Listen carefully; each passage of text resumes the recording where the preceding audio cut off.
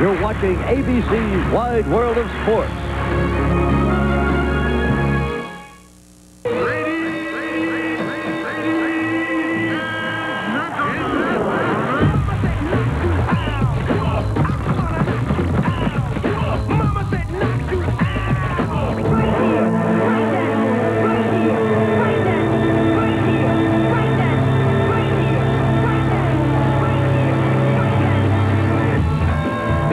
Season began in Miami, where Sam Hornish Jr. stormed past Team Penske. Outside, clear.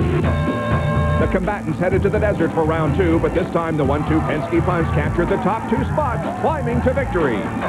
Round 3 in Fontana, and Jacques Lazier joined the fight. Now coming for the line, checkered flag is out, and it's Hornish. Hornish by just 3 feet. Will there be another new contender today in Nazareth? Round 4 is next.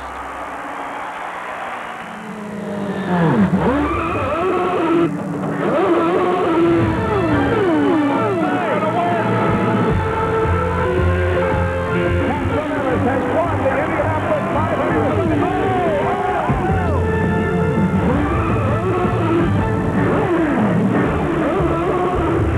From Nazareth Speedway in Pennsylvania, ABC Sports presents the Firestone Indy 225 for the Indy Racing League. The cars are on the racetrack, warming up, getting set for the green flag. Hi, everyone. I'm Bob Jenkins, your host for all IRL events this year, and we have come to the 4th stop of the season. This is the first time the IRL has ever competed here. It is a very cloudy and overcast day, and there is a chance of rain. It's the final event before the Indianapolis 500, but that will be contested on the expensive 2.5-mile Indianapolis Motor Speedway. Here at Nazareth, well, it's an oddly shaped racetrack that measures a little less than a mile. The turns are all of different radius. There is a 34-foot elevation change, and it's a difficult track to set up for, but Gary Gerald, one team, has apparently figured it out. That's the Penske team, and Bob, while they may be newcomers this year to the IRL, they're no strangers to this racetrack. In fact, their headquarters is only a 45-minute drive away. And over the years, their drivers have put in thousands of miles of testing and competition, and in fact have won here 6 times. Gilles LeFerrin, Elio Castroneves side by side in the front row, and Jack Arute, they've been fast all weekend. They're clearly the team to beat. They may have home field advantage, Gary, but if you want to talk about a team with momentum, you've got to look right behind that front row to Team Menard and Jacques Lazier. They stumbled early out of the IRL season's box, but at California, they battled back, and they've battled back again today. This qualified 3rd. Their focus has been and continues to be on the Indianapolis 500 in the ball page. A good finish today will stand well for them when Indy opens in just 10 days. Well, Jack, ask any of these drivers, they all agree it's a very tricky track. There are a couple other words, patience and perseverance. That's how you're going to win here today, but it's not quite that easy. That's opposition to what a race driver normally does. Sarah Fisher is back. She's subbing for Robbie Buell, and along with 6 others, the first time she ever saw or practiced on this track was last Tuesday. And Paul, this track is difficult enough for the veterans in perfect weather conditions. With the cold temperatures today, tires will be an issue for all drivers, especially the rookies. They have to have some tire temps in the car so they don't lose grip and get into that big wall. Now, they qualified at nearly 88 degrees, the front row. All Team Penske. Gilles LeFerrin with his first pole, Castroneves on the outside. In row 2, it's Jacques Lazier and the great rookie Thomas Scheckter. Philippe Giafone and Buddy Lazier make up the 3rd row.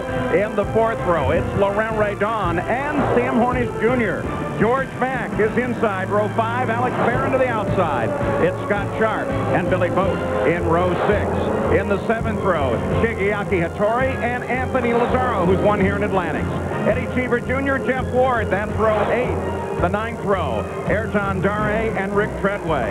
In row 10, Sarah Fisher and Robbie McGee. Back in the 11th row, Al Unser Jr. and Richie Hearn. Al Unser Jr., Team Kelly, had a surprise birthday party for him on Friday.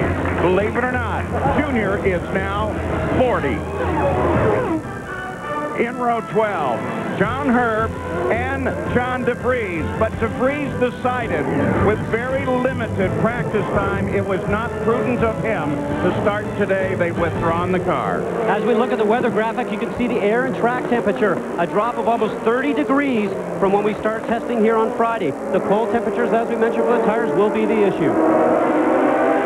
Field lined up on the downhill backstretch heading into turn 3. They're coming toward the green flag.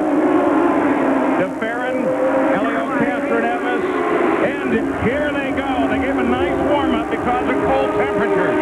Green flag is out. They got 6 whole laps of warm-up before they went green. And Paul, you can see all the drivers did the smart thing. They got in single file from the start, not trying to challenge each other for the turn. After about 5 or 10 laps, the tire temperatures will start to come up, and they'll start to lean on the cars just a little bit more. The race cannot be won in the first turn or first lap. And fellas, that is one of the things that was preached at the drivers' meeting. Brian Barnhart just said 1992 Indianapolis 500.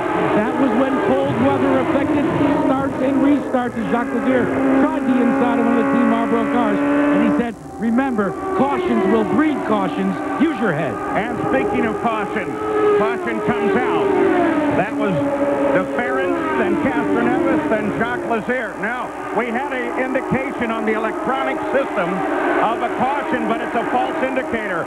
We assume it did not go to the cars, so we use the same system that they do with the special light telemetry on board the car. And that system, Paul, is a very good point, because the system that we use in the box up here is in every driver's car. That was implemented by IRL a few years ago to let the drivers know if there is an indication of problems on the racetrack. They can see it before they might get to it if it's a turn or 2 ahead. So at the front, it's Gil DeFerrin. Castroneves is second. Jacques Lazier is working very hard on him. Thomas Schechter sits just behind Lazier, and Philippe Giafone sits in 5th place right now. The team's certainly keeping an eye, as are we, to the sky, because the real question is, will rain move in to the Nazareth area? Will they be able to run a full race? 113 laps would be a legally complete race. 225 is the scheduled distance. And that will come into play in the pit lane with everybody doing their strategy if things look like the weather is going to get worse.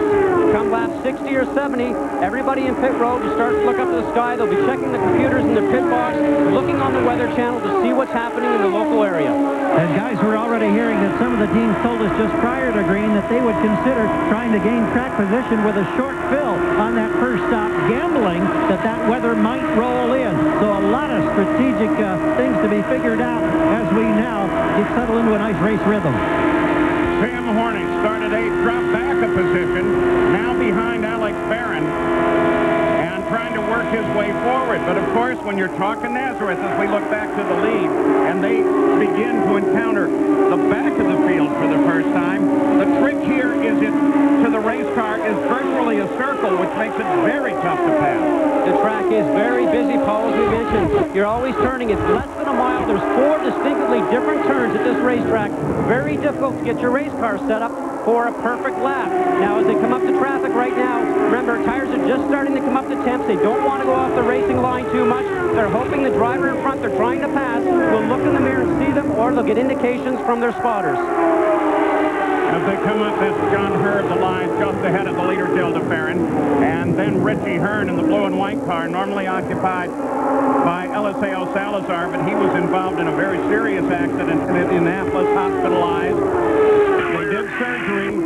He is out of the hospital, back to his home in Miami, but it's going to be a very long recovery, and we wish our best to Eliseo Salazar. On board with Jacques Lazier. There comes Schechter closing in as they work around John Herb, and George Matt giving his car a great ride as he comes up into this fight too. Buddy Lazier moving to the front, currently 5th now. Consider this when you consider Marlboro Team Penske, starting with their performance in IRL at the Indy 500 last year. They have always finished in adjacent positions. And they're doing the same thing now, Paul. Interesting to see. They've already picked up where they want to run today. It's the low line in all the turns. Drivers will try and see where their car's working best, whether it's going to be low or whether it's going to be high. The leaders right now are starting to demand the lower line and get underneath traffic, especially into turn 3. Going back now, Sam Hornick runs in 9th. And he's trying to move on and get around the Hollywood car, Philippe Giafone, number 21, just ahead of him. Now, Paul, we know Sam Hornick as we see him trying to run the outside.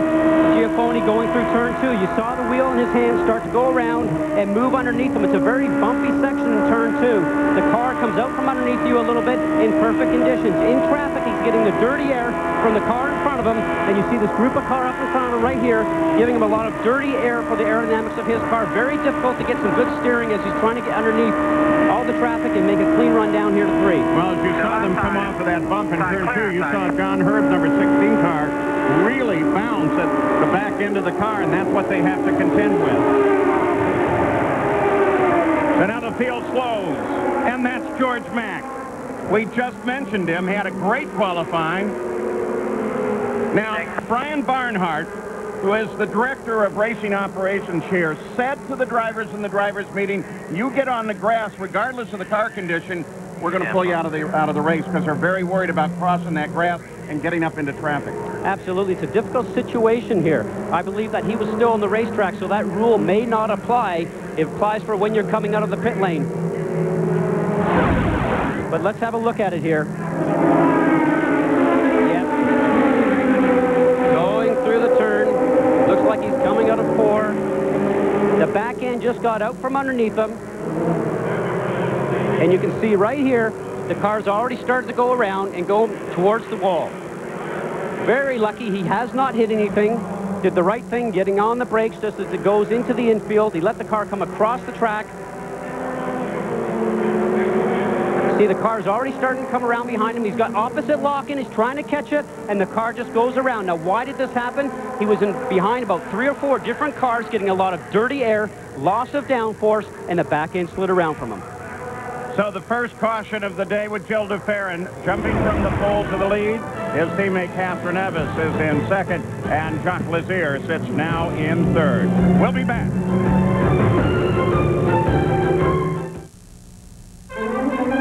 The Firestone Indy 225 on ABC Sports, brought to you by Firestone, America's tire since 1900. Delphi, driving tomorrow's technology. And Chevy, the cars you can depend on, the cars that last, will be there.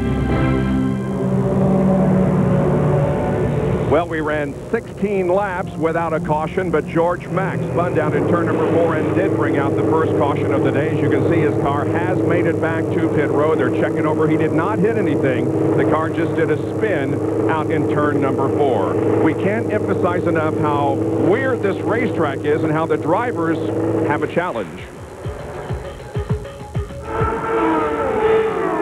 Very challenging racetrack. Very tight. There's really no chance to relax. Just a little bit in the back, possibly. If you can get turn 3 quick, then you should have a real quick lap all around. It's tough to get the car working in both turns 2 and turn 3. We run a lot of downforce, and then when you're right behind the other guy, you just lose a lot of the downforce. The size of the track, it's really small, so basically we're going to be in traffic every lap, all the time. The fact that it's so tight and there are so many blind corners that you're going into at about 180 miles an hour, and the fact that there's a lot of elevation changes makes it unique.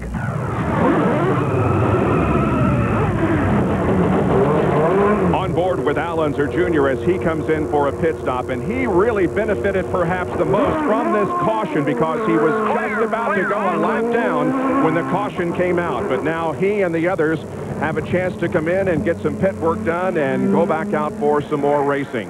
Well, the first 16 laps of this race saw a lot of good competition up front, and of course we did see some lapping of the field as the faster cars begin to catch the others, and that's what we'll look for all day, as the traffic will indeed play a very huge role in the activity here at Nazareth Speedway.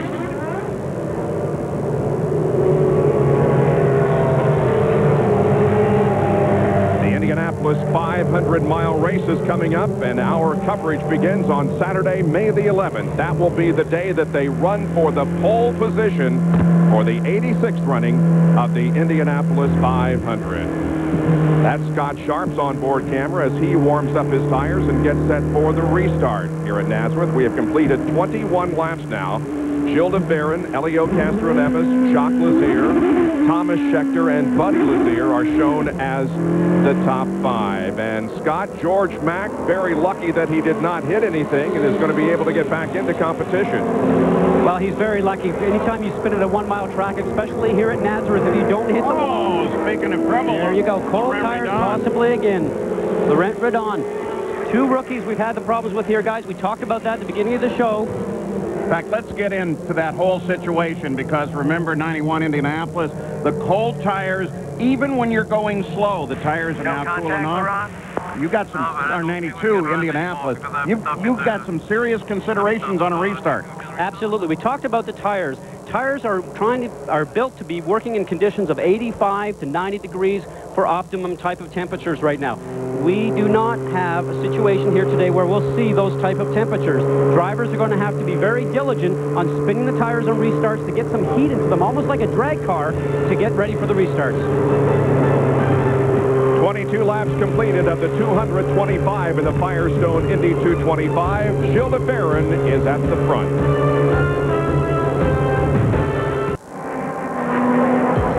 Ready to go back to green flag racing in the Firestone Indy 225. It is a very cool day here.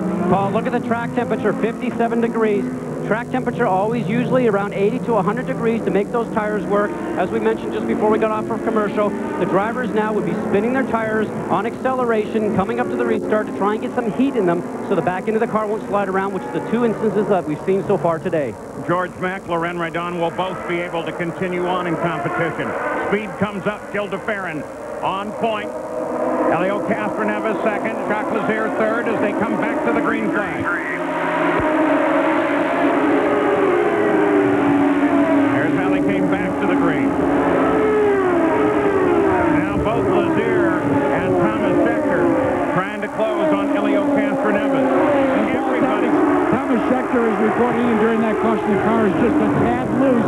They asked him if they wanted to make a change. He said, no, the track will come to us. But so far, this rookie likes what he sees from his Red Bull entry. Yeah, that's a veteran-like comment. It certainly is.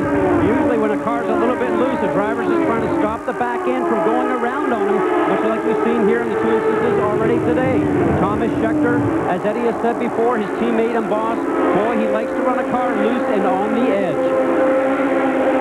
Thomas Schechter, when he was talking about this track, said that it's interesting. It's very much like a road course because of all the different moments of roll that the race car and the drivers see throughout the run. So I guess given that, those with extensive road racing experience might have a slight advantage here. On board Lazier.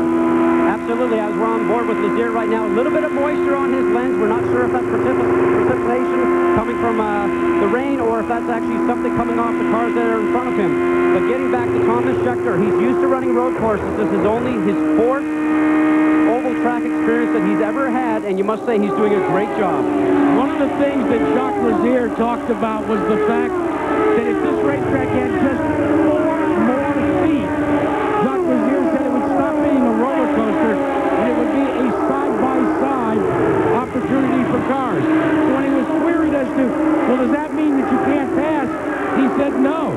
You just have to pick your passes. And Jacques told me, he says, what you can't do is pass more than one car at one time. He said, that's what sometimes can be very frustrating. Back on board with Jacques Lazier. Now, let's listen to him for a bit, Scott, because he's into the limiter.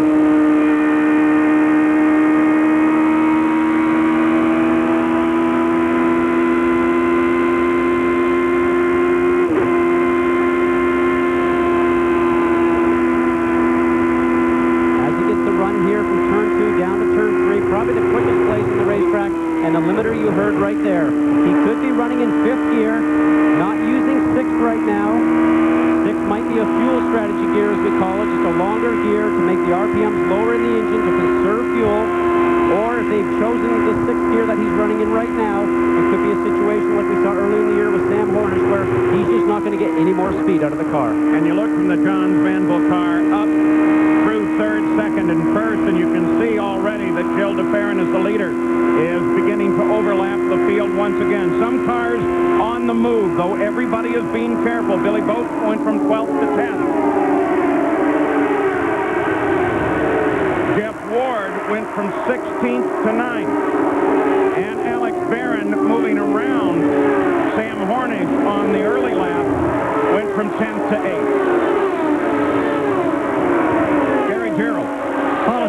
interesting as you watch DeFerrin start to get into that traffic scenario. The man that's normally in his ear as his spotter, Rick Mears, is not here this weekend. Oh, problem, and that is Lazier. Buddy Lazier catches the wall with the right side, and Hornish is in trouble, too. Think of that in terms of the battle between Penske and Panther.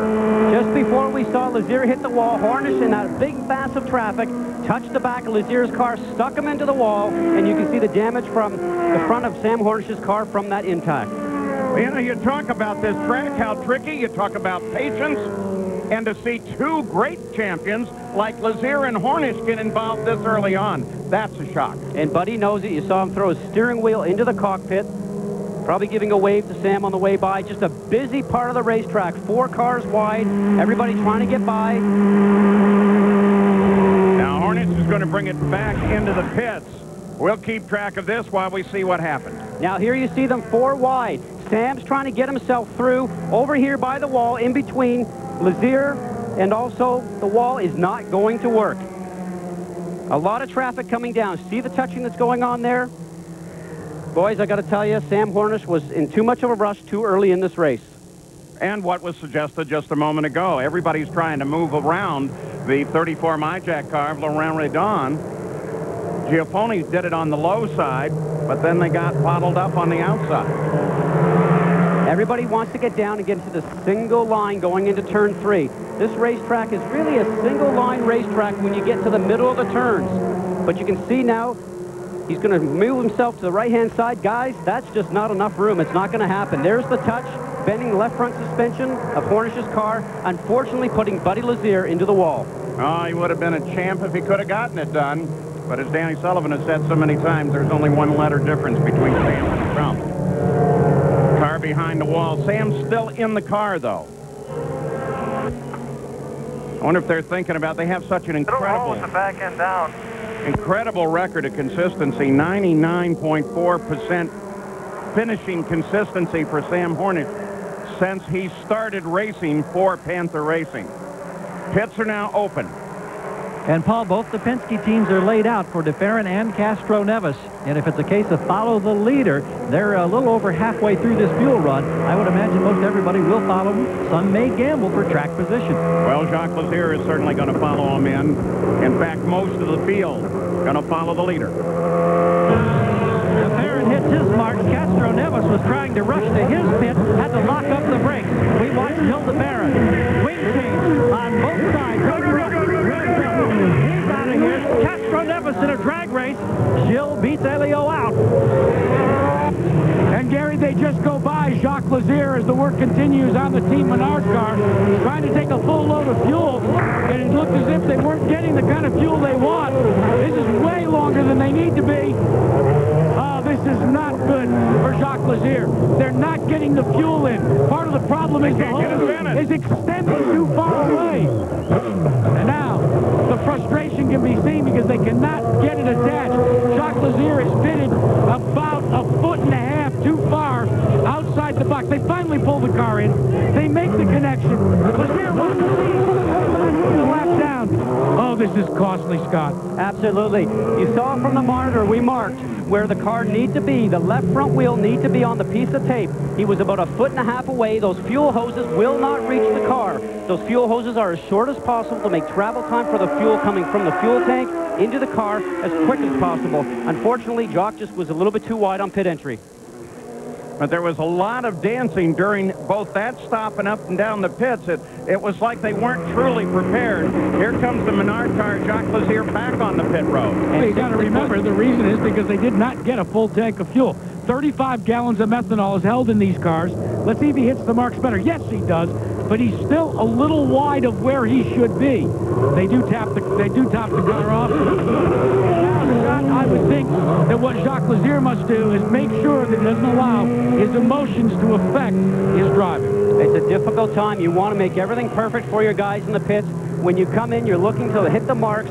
If you missed by about 3 or 4 inches, you can actually get away with it, but that was just too far down to Gary. Rick Reineman, the veteran who changes and is one of the longtime members of the Penske team, is hobbling as he comes over the wall, and there's concern after he apparently got nicked by Scott Sharp's car on entry to the pits. Reineman right now saying no medical attention is necessary. They were checking on his...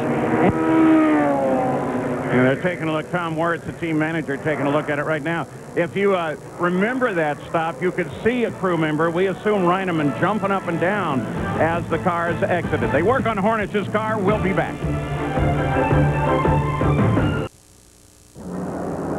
A full day of motorsports continues next here on ABC. The stars of Supercross take the track here at Texas Stadium in Irving, Texas, including rookie Carmichael, who has been the dominant rider in the sport over the past 2 years. He's continued that dominance, but hasn't been invincible. A horrific crash last week in Pontiac, but he's got 8 wins already. He leads the series standings.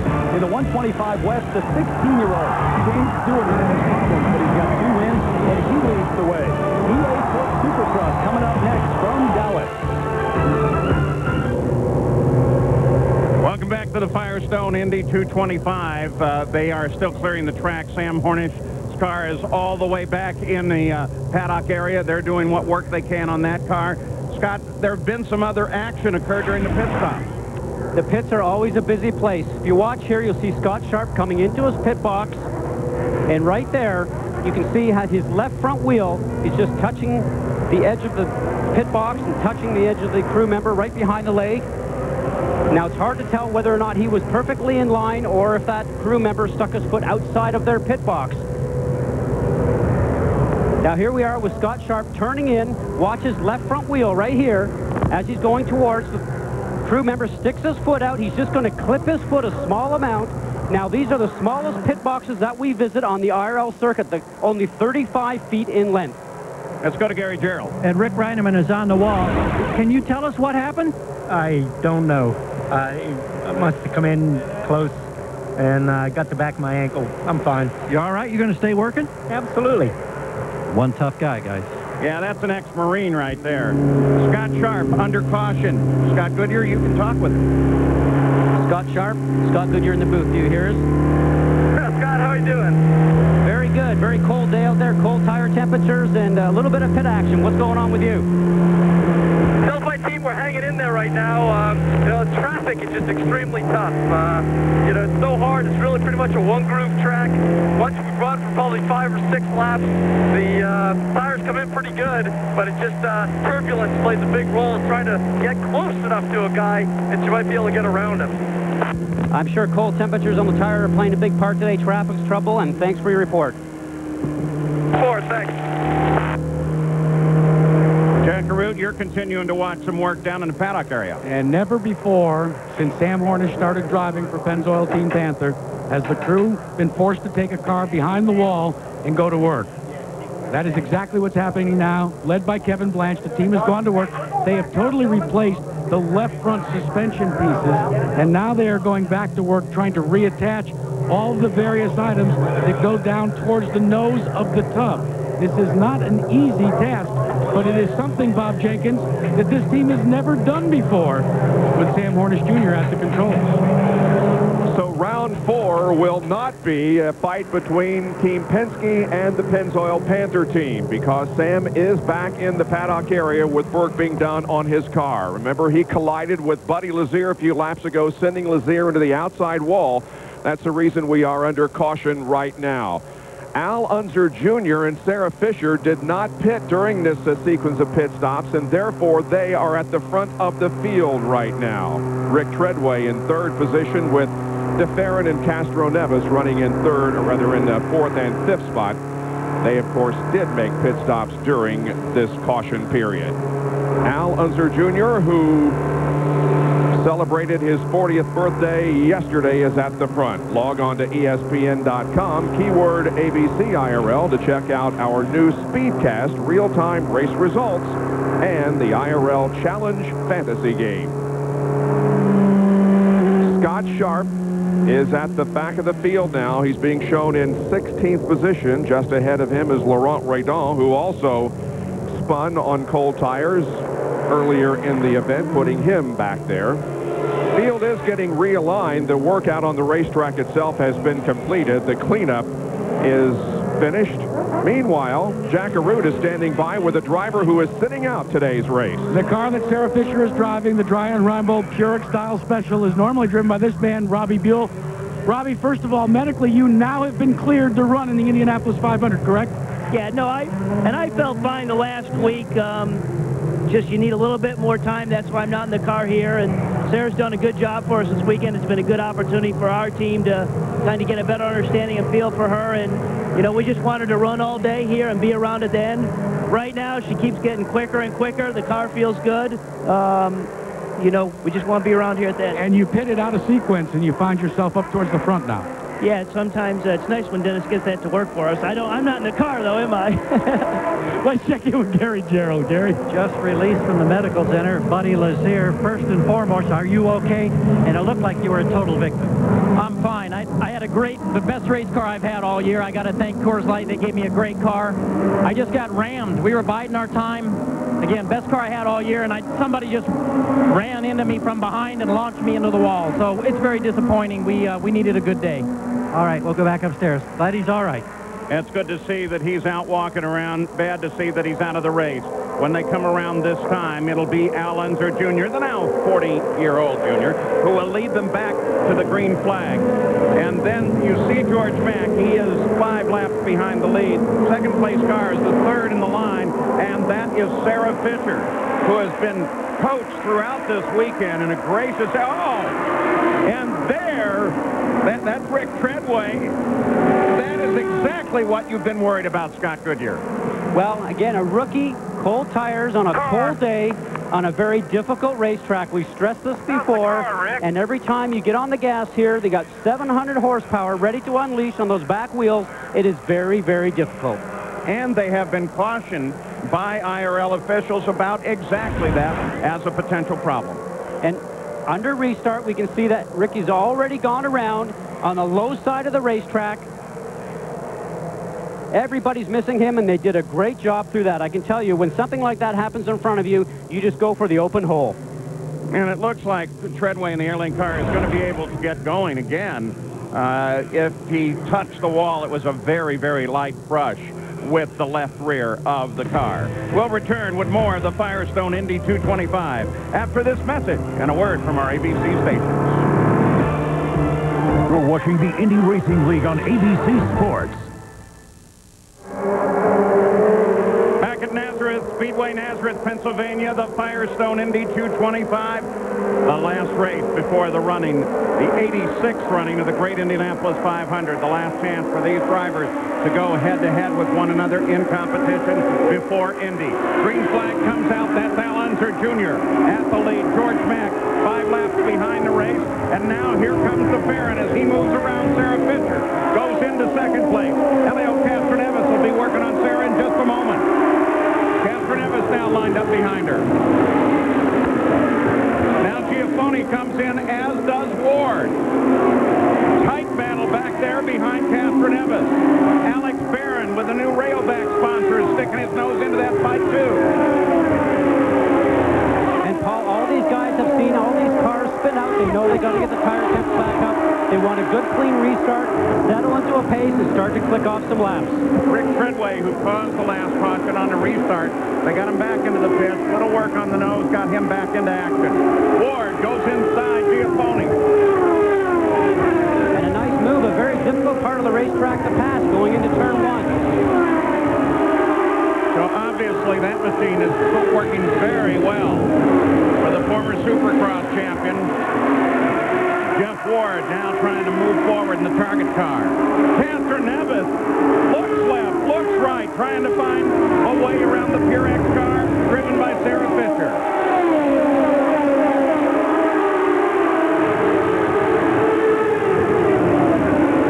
Now Al Jr. is leading this event. He led 39 laps at Phoenix by what we call short pitting. He did the same thing today. He's leading this event. You remember at Phoenix, he ended up finishing 5th in that event.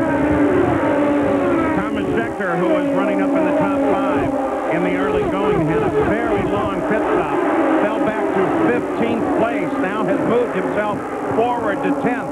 So he's working his way up through the field with just a traffic jam in the pit. That's it, Paul. That's exactly what happened. And the problem was the traffic jam that he had was with his boss, Eddie Cheever Jr., who drives the Red Bull team car, pitted directly in front of them. That would backed up twice, and they still couldn't get around Cheever. In fact, that would be the same boss that Checker put into the wall in the first race? I think so, yeah. They're also, when we think about Rick Reineman getting flipped by Scott Chart's car, Jack, they're wearing mandated now helmets on all the crew. Yeah, every crew member over the wall now in the Indy Racing League must wear an approved helmet. There are 3 Simpson models that have been approved for years, but teams can elect to use another model as well, providing that they submit it. But it certainly has made for some fascinating paint schemes and some of the support personnel, as we call them, the over-the-wall gang. Hunter Jr. still the leader. DeFerrin trying to run him down, but he's still 7/10 back. The battle is right here, there, as we look a little further back and look at the cars who are on the move with Hunter Jr. because of that pit strategy. Hunter Jr. and Fisher and Ward up at the front, and Eddie Cheever and his young protege and partner running together. Those that are suffering trouble today, well, Buddy Lazier, he's already out of competition. Doc Lazier, you saw his problem. Redon, Mack, they both have spun it, and Hornich in that wreck with Lazier. As we heard, Buddy, very disappointed from getting put out. He hasn't had a very good start of this season. A couple of years ago, he had a slow start to the season, ended up winning the championship, but there's a lot of strong teams that have a lot of good points, and the finishing record is very strong. If you don't start getting points here very shortly, it's going to make a hard run at the championship. Jeff Ward, that red target car, sits back at 5th place right now. Felipe Giafone trying to come back up and work him.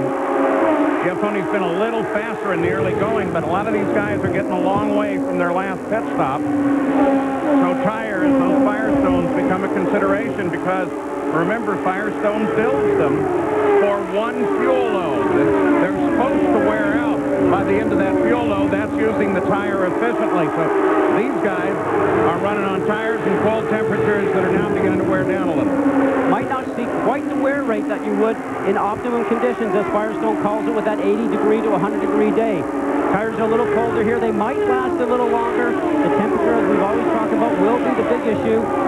And you might even get to a point late in the race where somebody might come in just for a half fuel stop and even pass on changing the tires. We've seen that happen earlier this year. Scott, one of the things for the leader, Al Unser Jr., is pitting out of sequence, as he and Sarah Fisher did. Put them on a different pit strategy. The halfway mark, or lap 1:13 or so, will be the magic number for the Corteco crew. They do not intend to pit before then, but they sure would like to see a caution around that time. Back on board with the Corteco car, the leader, Al Unser Jr. Remember, back in 1992 at Indy, Junior does. I guess my favorite Indy memory is actually winning the race in 1992. 2 more laps to go. Will it be Al Unser Jr. or Scott Goodyear in the 500? Al Unser Jr.'s won almost $1.5 million here, but he's never won the race, and he's got a lot of work to do. Those last few laps, I mean, they were the most nerve-wracking of my life. Al Unser Jr. has the lead. 1 more turn to go. Here they come. Coming to the finish line. Believe me, I was wearing a 6-point harness on my seatbelt, and my butt was not in the seat. The checkered flag is out. Goodyear makes a move. Little Al wins by just a few tenths of a second. Perhaps the closest finish in the history of the Indianapolis 500. Al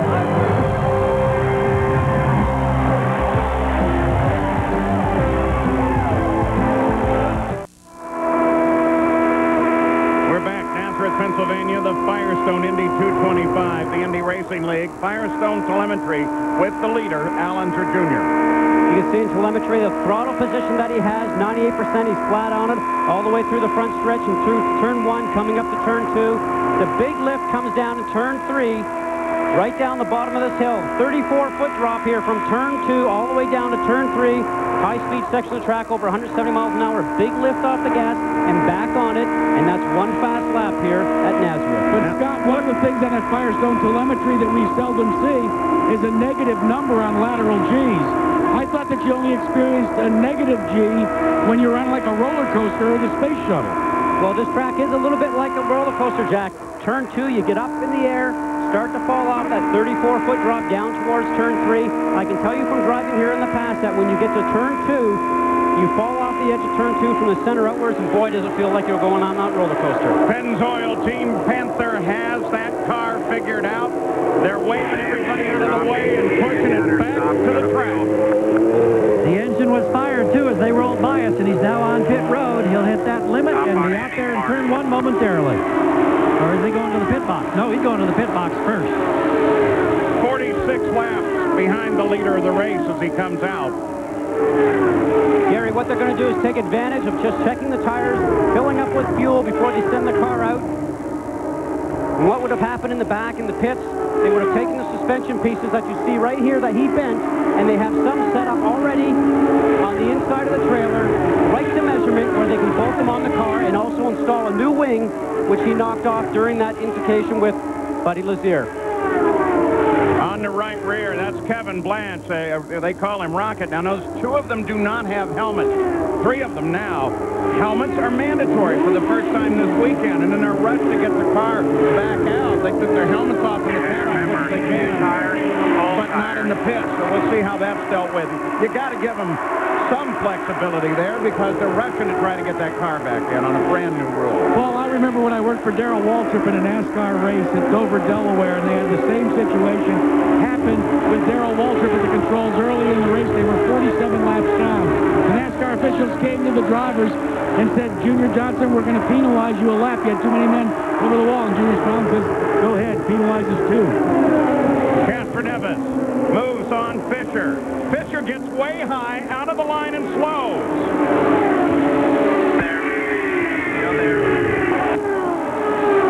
In that situation, Paul, watch out. They got she is. Sarah Fisher, and there's a touch with her. Yeah, she is off the pace. She needs to be in. She's got some car problems. And that brings the yellow flag out. Yellow's over here. Yellow's over here. Pick it up, pick it up, pick it up. Well, that was strange. Cars going across the track now. Another car apparently got the wall. And that's John Herb. They had just gotten around her. Whoa. That's his right, that front baby wing. nose high. That's a little nose high. His front wing is stuck underneath the car. That's something that you generally don't see very often. Yeah, but, you know, put your memory back to, as we're going to look at the replay, remember Johnny Rutherford when he ran over his own wheel and flipped upside down at Phoenix while winning the championship? And on that replay, we saw him get to the center of the turn and the car heading directly to the wall. Something happened before he got to the center of the turn, either a loss of steering. Obviously, John Herb is all right. He climbs out of the car. This is Al Unser Jr.'s view. Herb's up into the wall.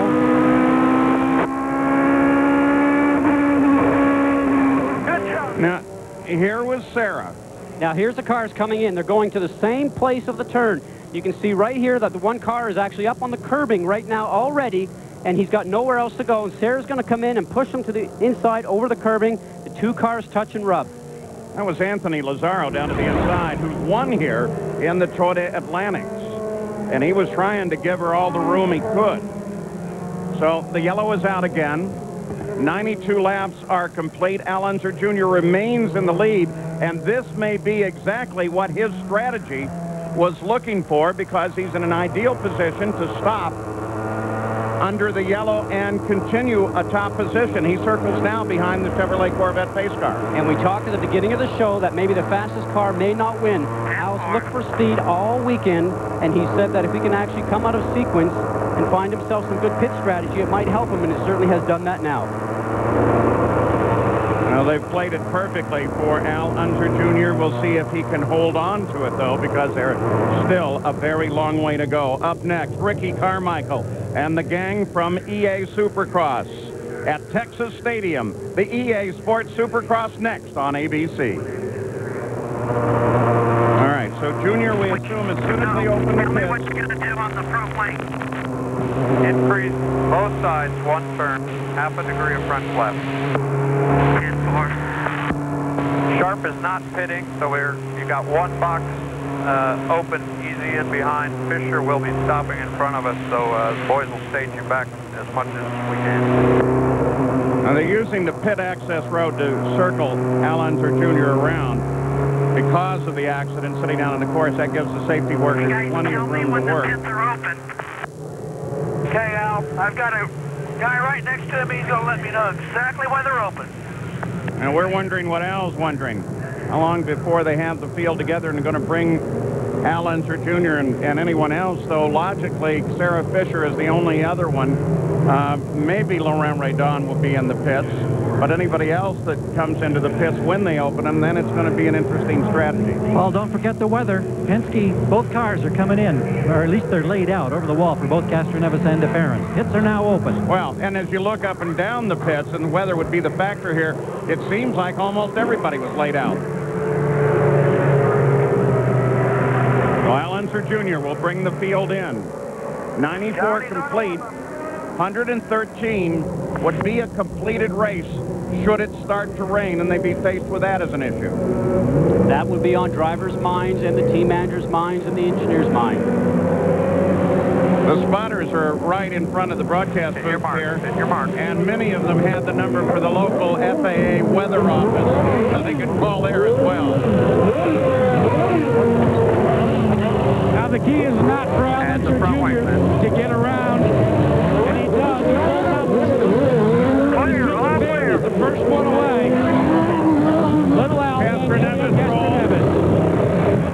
then Little Al, then DeFerrin, then Alex Barron, then Jeff Ward.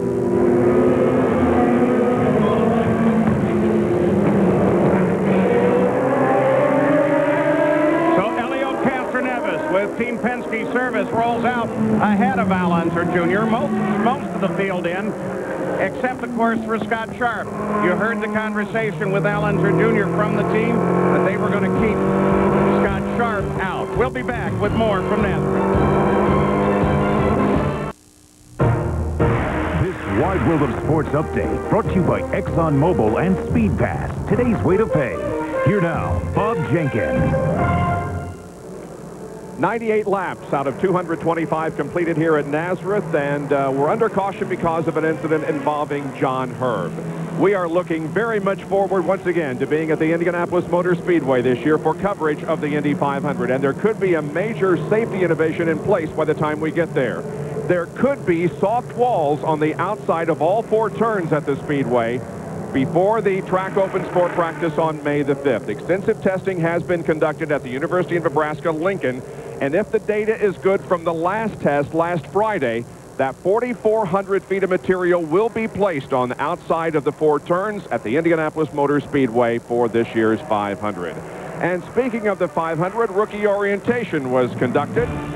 Thomas Schechter was the fastest of the 6 drivers who participated with a lap over 226 miles an hour. And several entries filed for the race include non-IRL regulars, and they include 2 former winners, Kenny Breck and 2-time winner Ari Lyondike.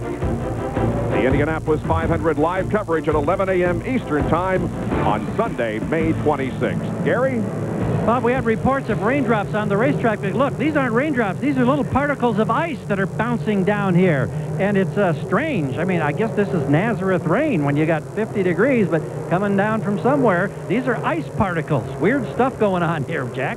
Well, Gary, one of the reasons when Tom Kelly, who was a pilot himself, saw those ice particles, that hailstones, he said, what's next?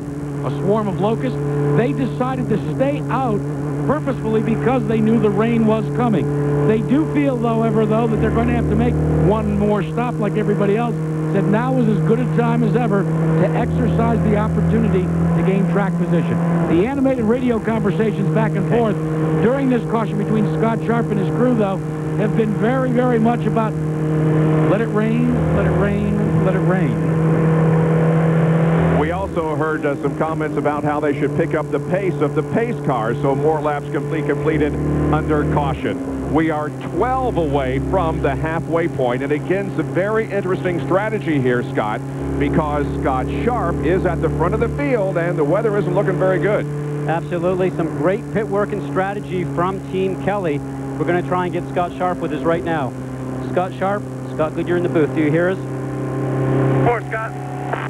Some great pit strategy by the Kelly team. Can you tell us if that was planned, and this rain that's coming on, was that in the forecast? Did you think about that? Not to ask Tom Kelly that. He's calling the race for us. But basically, we got put to the back of the line because one of the Penske crew guys that gets backed up as I was coming in, and I nailed him a little bit. And so they gave us a penalty for that. And really, it's, as I talked about earlier, track position, everything here. so we needed to get ourselves up a ways. The crew, the guys, Tom and the guys decided to keep me out. Felt like I've been giving some great stops, so hopefully a few more laps, this rain will really start coming down. Well, you've got the best seat in the house right now looking to the back of that Corvette pace car, so good luck. Thanks, Scott. That N opposite of Scott Sharp's name indicates that he did not pit during this caution period. Castroneves, however, has pitted and picked up one position a second. Jack? All right, Tom Kelly, your driver, you heard him, said we got to ask you about the strategy. Well, Jack, first of all, we wanted to get him to the front of the pack because track position's everything, and we've only got to make one more stop, as does everybody else, and it may rain. So if any one of those things happens in our favor, we could win this thing. Now, you work with a lot of people from Bombardier Aerospace. Did you have anybody up in an airplane checking this out? No, but we know where the Weather Channel's on the TV, so we'll see what happens. What channel is it on here? It's on the Weather Channel, Jack, 362, DSS. Bob? 10 laps until the official race, and Gary Gerald is also down on pit road trying to keep this rain away. Well, we're down here in the back area. It's a tech area where you can see the damaged race car of John Erb. John has been released from the medical center a moment ago. Obviously, you appear to be okay. Your race car has been hurt big time. Can you tell us what happened? Yeah, we had a little issue with the handling. It was going away. We were getting a little loose in the middle. So I reached down and made a bar adjustment, double-checked it on the back straightaway. I slowed the car down a little bit, and I was getting caught by Hattori there. Shigeaki made a move on the inside. I got up high in the marbles, and I couldn't turn it. Well, I'm glad you're all right, but boy, there's a lot of work to be done here, Russ. Absolutely. Gonna be okay for Indianapolis? Yeah, I just feel bad for the guys. They worked real hard this weekend, and we got some other cars coming for Indy, so we should be ready to go. Wish you well. Thank you. Thank you very much. Major League Baseball Sunday night. It features the Anaheim Angels against the Oakland Athletics. You can see that at 8 o'clock tonight on ESPN Sunday Night Baseball. Still under caution here at Nazareth Speedway because of the accident and because of the rain that continues to fall very, very lightly. This is the fourth stop of the schedule. Indianapolis is next, then a night race at Texas Motor Speedway, followed by Pikes Peak and Richmond. And then in the second half of the season, another night race in Nashville, Tennessee. The first stop at Michigan Speedway in Brooklyn on July the 28th. And the season winds up once again back at Texas Speedway on September the 15th. The finale once again, and that will be on ABC Sports. 105 laps completed here at Nazareth. The Firestone Indy 225. Under the caution, you can see the marks on the wall there from various accidents that have occurred here this afternoon. Scott Sharp looks forward to going back to the Indianapolis 500. Here's his memory. My Indy 500 memory would have to be qualifying on the pole for last year's race. And he's on it. Eyes on the run by Scott Sharp. It's just such an awesome 4 laps we were able to put together. And it's even faster. Scott Sharp going for the pole, trying to 7 mark. Nobody can move around. Just there's so much emotion goes into that day. Rank number 1. He's on the pole. To be able to come out on top is pretty special.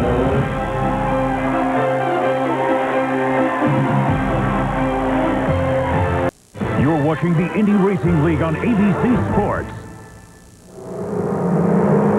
Coming up on the completion of lap number 110 here at Nazareth Speedway, and again, an official race will be 113. The past few laps have been run under caution because of this light rain that continues to fall. It isn't a heavy rain by any means, and I don't think the track is wet to the point where they'd have to spend extensive time drying it. Right now, the raindrops continue to fall. Been an interesting race because pit strategy has put Scott Sharp up at the front of the field.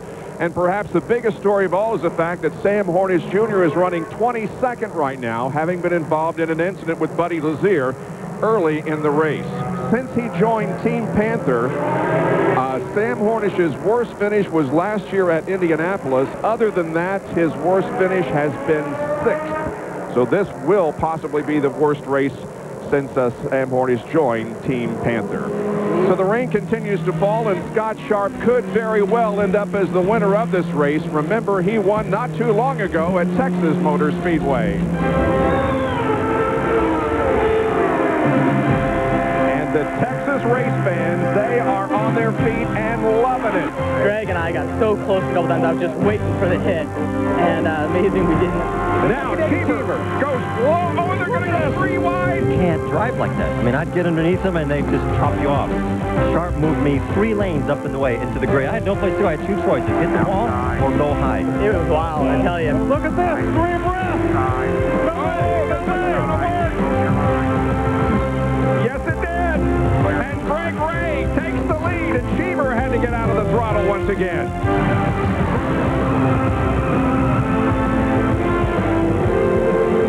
That was Scott Sharp's victory last June at Texas Motor Speedway. We look forward to going there again in a little over a month and a half. Well, here's the race recap. Scott Sharp is the leader after 112 circuits. The green race average is almost 156 miles an hour. Al Unser Jr. has led the most laps, 54. Gilles de Ferran has led 41, and Scott Sharp, the current leader, has been up front 17 laps. John Hurd crashed, so did Buddy Lazier, and those 2 cars are the only ones out of competition right now. We've had some other spins, but those are the only 2 cars out of competition. That is an official race right there. We will not come back tomorrow. The question is, will we be able to go green? And race control is telling us yes, that if we don't get any more sprinkles here in the next couple of laps, we will be going back to the green flag. In fact, in a lap and a half, we will be going back to green flag conditions. That's Elio Castro-Neves lined up right behind Scott Sharp. Al Unser Jr. has come out of the pits to show himself in 3rd position right now. De Ferran is 4th. Alex Barron giving that car a good ride here this afternoon. And Jeff Ward for Team Ganassi is in the 6th position right now. They come down and they are being given the 1 lap to go signal, so that's good news. Hopefully this rain will go away and stay away for the next hour or so, and we can get this race in its complete distance, 225 laps. Shigeaki Hattori is being shown in 7th position, then Lazaro, Jacques Lazier, and Eddie Cheever completing the top 10. The cars now getting set to come back to green flag racing. The pace car is off the track, and will they get the green? No, the caution is staying out. The caution is staying out, so we will not go back up to race speed, at least at the moment.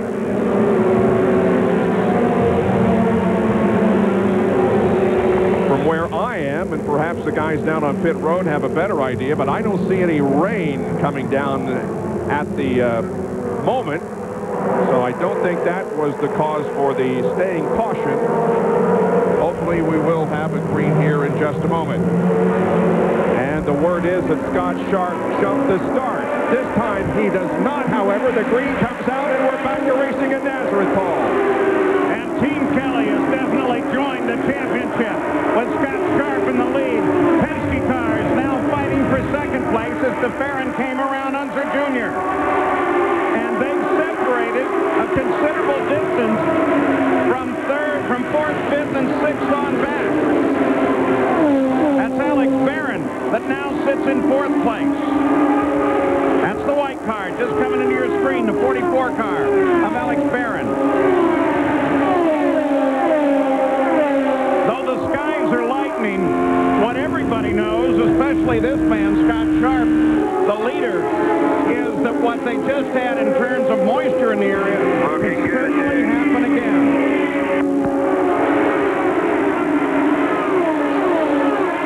Scott Sharp is leading this race. As you know, he did not pit last time. They had a yellow. He's going to have to come in somewhere about 28 or 30 laps from now, and he'll certainly be hoping for some form of a yellow to slow the race pace down, so when he gets to service work, he's not going to lose too much time on the racetrack. 2 on fuel, please. You heard them tell Scott Sharp that he is pulling away and doing so steadily from 2nd place. Elio Castro-Neves now with an 8/10 of a second lead.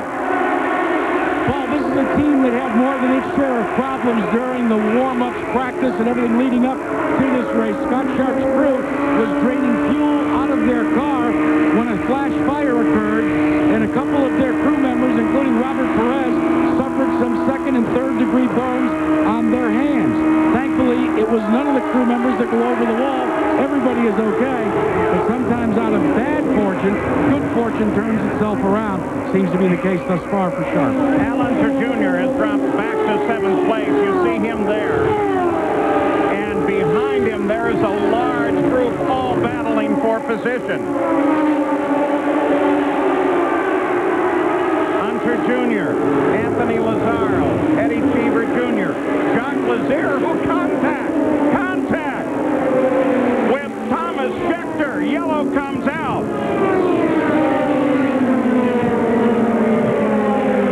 Wow. It got so crowded back there. Scott Goodyear, as you said, it gets so very busy here. But again, in Jacques Lazier, we're talking a veteran. But he's gotten together with a guy who said this track is tricky and is brand new to the track, Thomas Schechter. Certainly looked like Schechter was trying to get underneath Lazier going into 3. We talked about before, turn 3 is the best place to pass. It's the only part of the racetrack where you've been traveling down the straightaway for a period of time where you can actually set somebody up, get a little bit of a draft, and get underneath them going into turn 3. Now, Thomas looked like he was on his way past Lazier, didn't get the job done. Both guys wanted to get right to the middle of the track at the same time, and they both touched and collided, and this is the end result. Watch here, Thomas going on the inside, already on the curbing, comes on the underneath side of Lazier. They touch, and off they go. Both the Lazier brothers have not had very good luck here today, I'll tell you.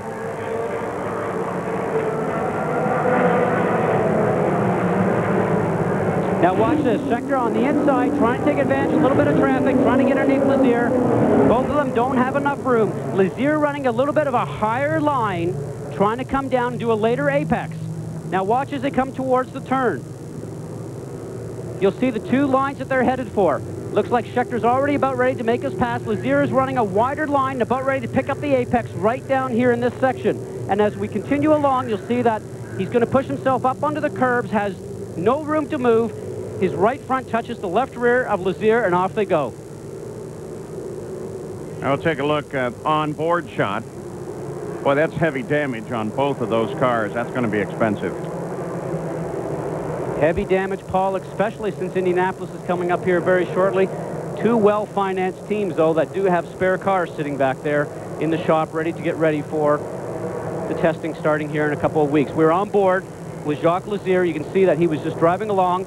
You did not see Schechter's car come into frame, so Lazier probably didn't see him. Schechter's trying to get underneath him, trying to get a run towards turn 3. Schechter is probably at fault in that situation. Probably should have just waited another lap to set up Lazier going down the backstretch. And safety team spending a little extra time at Thomas Schechter's car. And we'll keep track of that, of course, for you and report as soon as we have some information. Let's also point out that for Eddie Cheever, the owner of that car right there, it's been a very expensive year. He's had 1 heavy hit, and for Thomas Schechter, it's his 3rd DNF in 4 races this year. Jackaroot, what are they saying in the pits? Well, Paul, earlier in the drivers' meeting, Brian Barnhart sat down every single driver in this field and went over that specific scenario, the one that we just saw unfold between Thomas Schechter, the rookie, and Jacques Lazier. And he explained it thusly. He said, guys, if you are side by side, the man on the outside has the advantage. The man on the inside must back out. He actually talked them through what would happen, Scott Goodyear, even though you are side by side going into the corner, because of the apexing of these corners and how difficult it is. A very costly rookie mistake by Thomas Schechter, but you must hold harmless Jacques Lazier. A very tight track, as we talked about. Schechter obviously trying to move up with his teammate. You saw Eddie just in front of him. But certainly he's trying to come back from where he was, running around 8th or 9th, trying to move forward in the pack, getting ready for the next pit stop. Pits will open next time by behind the Chevrolet Corvette pace car. We're going to pit. We're going to try to go the distance and win the race. Go ahead and pit. And that's what I was going to tell you. Coming in right now. Scott Sharp will be in. It's been 85 laps since his last stop. It looked to me, though, when I was watching the replay with Scott there, that Thomas Schechter got in there so quick, and Lazier came across that Schechter didn't really know what to do about how to get back out of that situation. We were watching that just a few laps before. It looked like Schechter had a bit more speed, a little bit more momentum. 5 Then Jacques Lazier. 4, 3, 2, 1, right here. Now let's watch this Okay, pit hold stop your with brake, Scott hold Sharp. it, hold it, hold it, hold it, hold it, hold it, hold it, hold it, hold it, hold it. Hold it, brake, hold your brake. Tire's done. Hold it, hold it. Go, go, go, go, go. And you heard, fellas, as he was called in, Tom Kelly said, let's try to go to the distance now, make no more pit stops, and most importantly, win the race.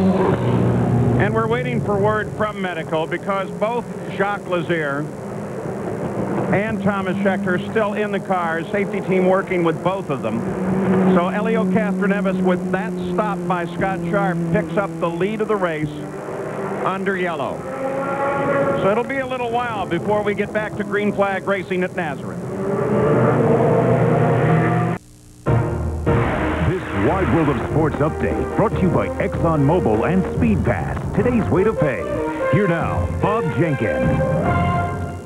136 laps complete under caution because of an incident involving Thomas Schechter and Jacques Lazier. Both are out of their cars. They were placed on stretchers, taken to an ambulance.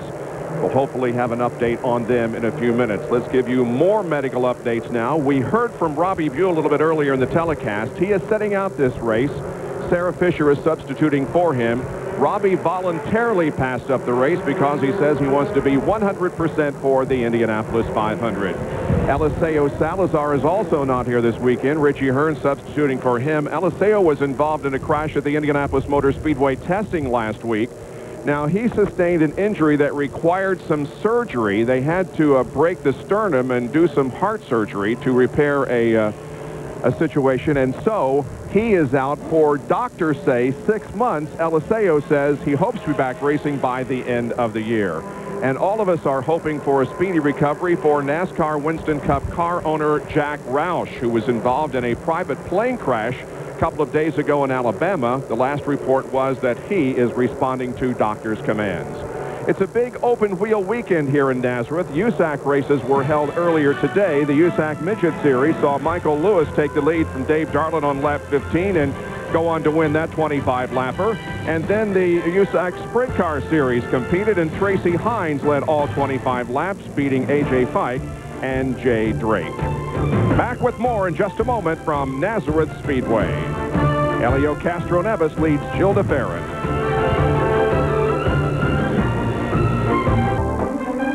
The Firestone Indy 225 on ABC Sports.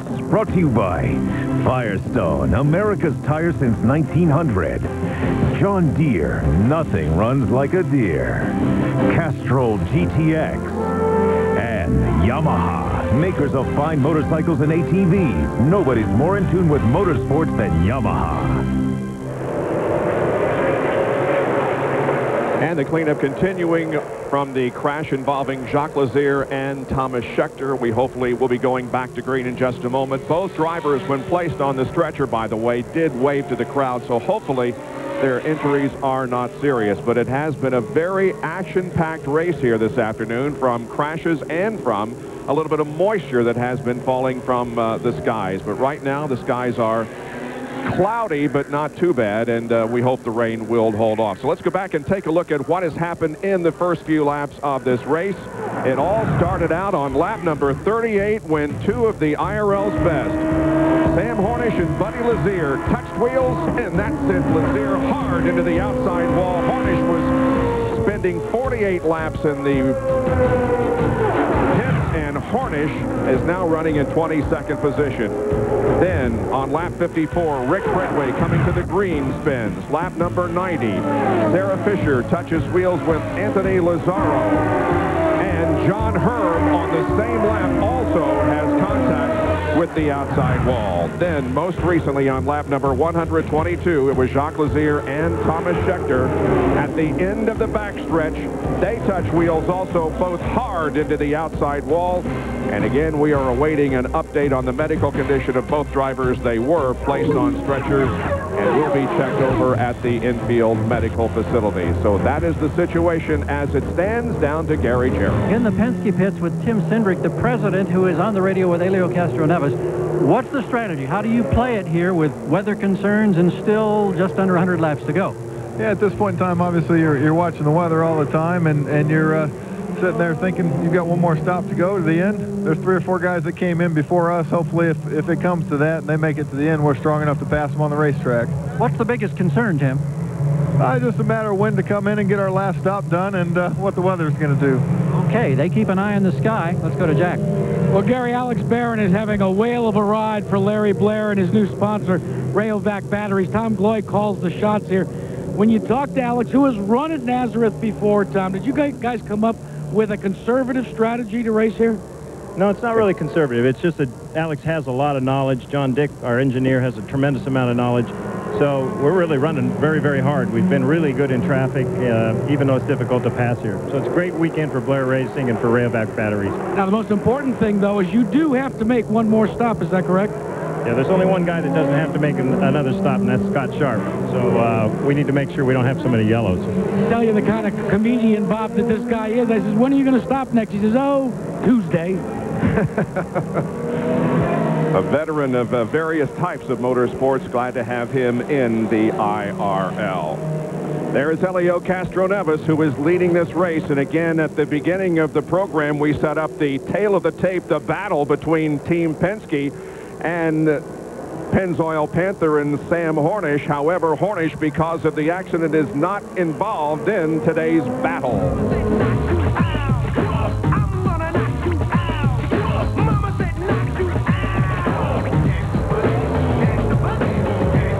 In the 2002 IRL season, Team Penske with 1 win, Sam Hornish with 2, but it's very close.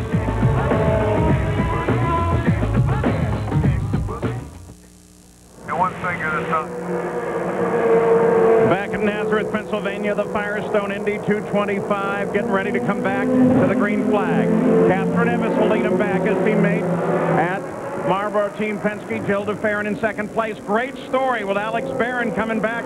You see him there, the white car, in third place when they come back for the green flag. Interesting development, though, Scott Goodyear. Felipe Giafoni, driving for Morris Nunn, came in and stopped just about 5 laps ago.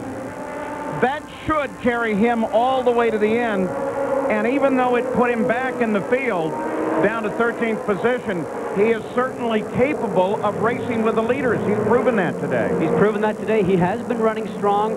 He pitted at this yellow opportunity when the race pace is slow, probably going underneath the same strategy they have for Scott Sharp's car, and that's to bring him in and hopefully only have one more stop. And they had their stops, so they're basically there with no stops for the remainder of the race, much like Scott Sharp is now.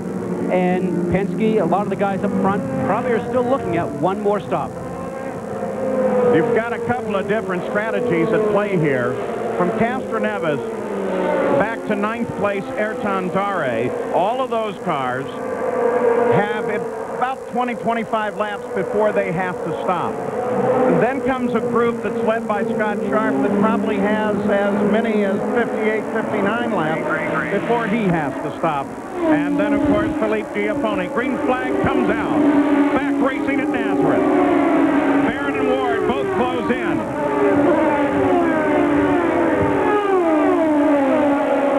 Jeff Ward looks a little high on Alex Barron. Now darts to the inside. Battle for third. A great run off of turn 2. Slips on the inside of Barron at turn 3. Barron tries him again down the front. Just a case of momentum. Now Ward looking for Jill DeFerrin, second place, half a second ahead. There's the leader, Helio Castroneves.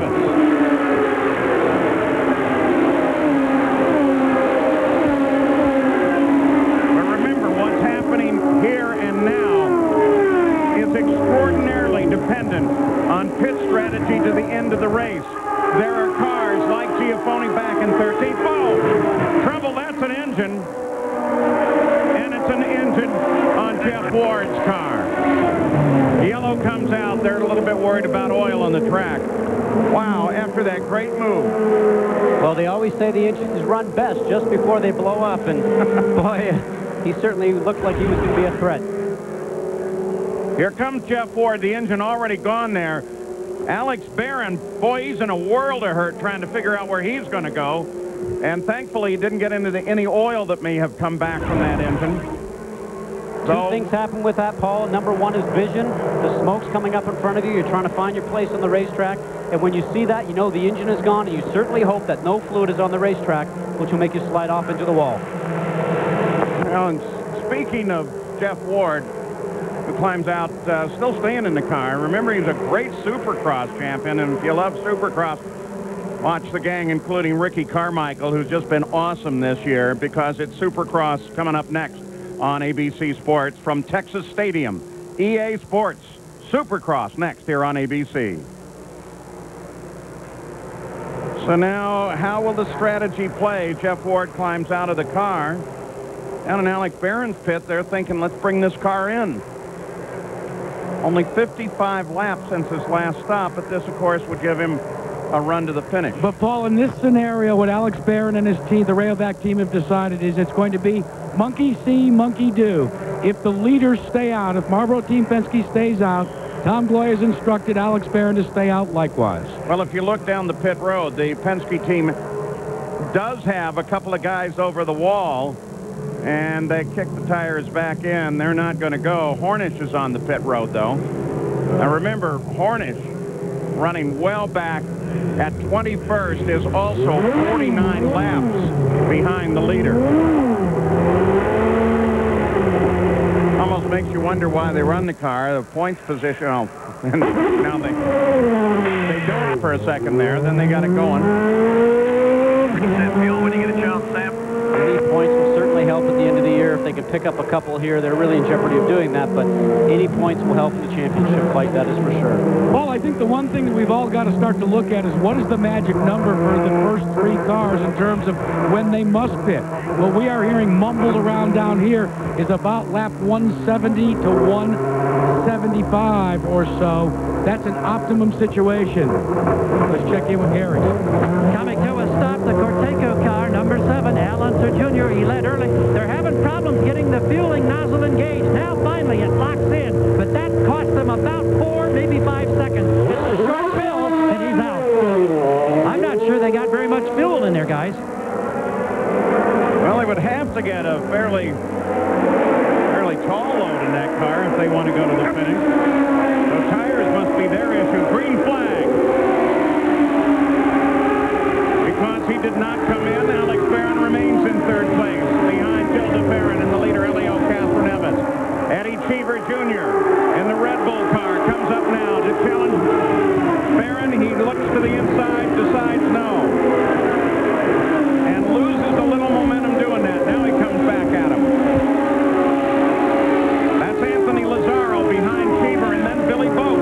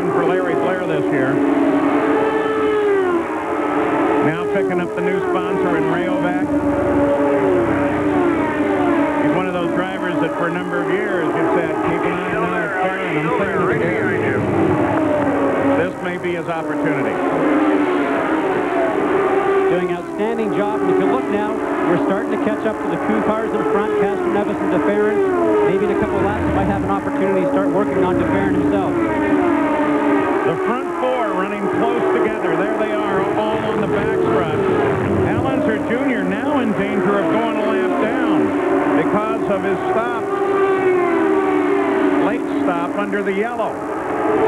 Just got a glimpse of him.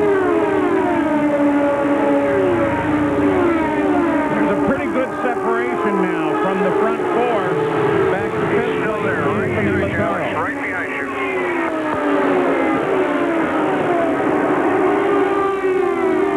Alonso Jr. just ahead of the leader, Helio Castroneves. Cheever looks at Barron. Still there, he's still there. Right behind you.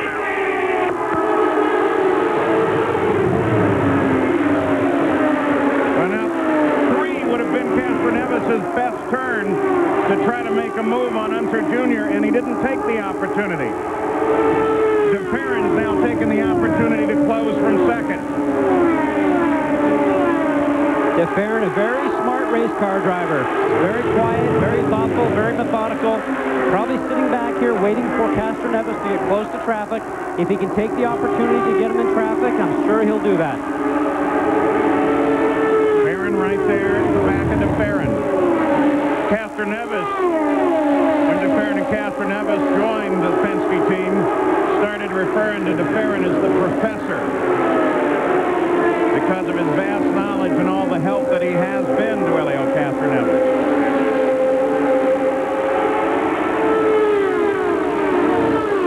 There comes Anthony Lazzaro in 5th place. He's now beginning to run that front-running group down. And there's Billy Boat as well behind Lazzaro. And Paul, Anthony Lazzaro has a new status, a new tactician calling the shots here this weekend. His regular engineer was called back home due to an illness, and it was only Sam Schmidt who was making all the calls.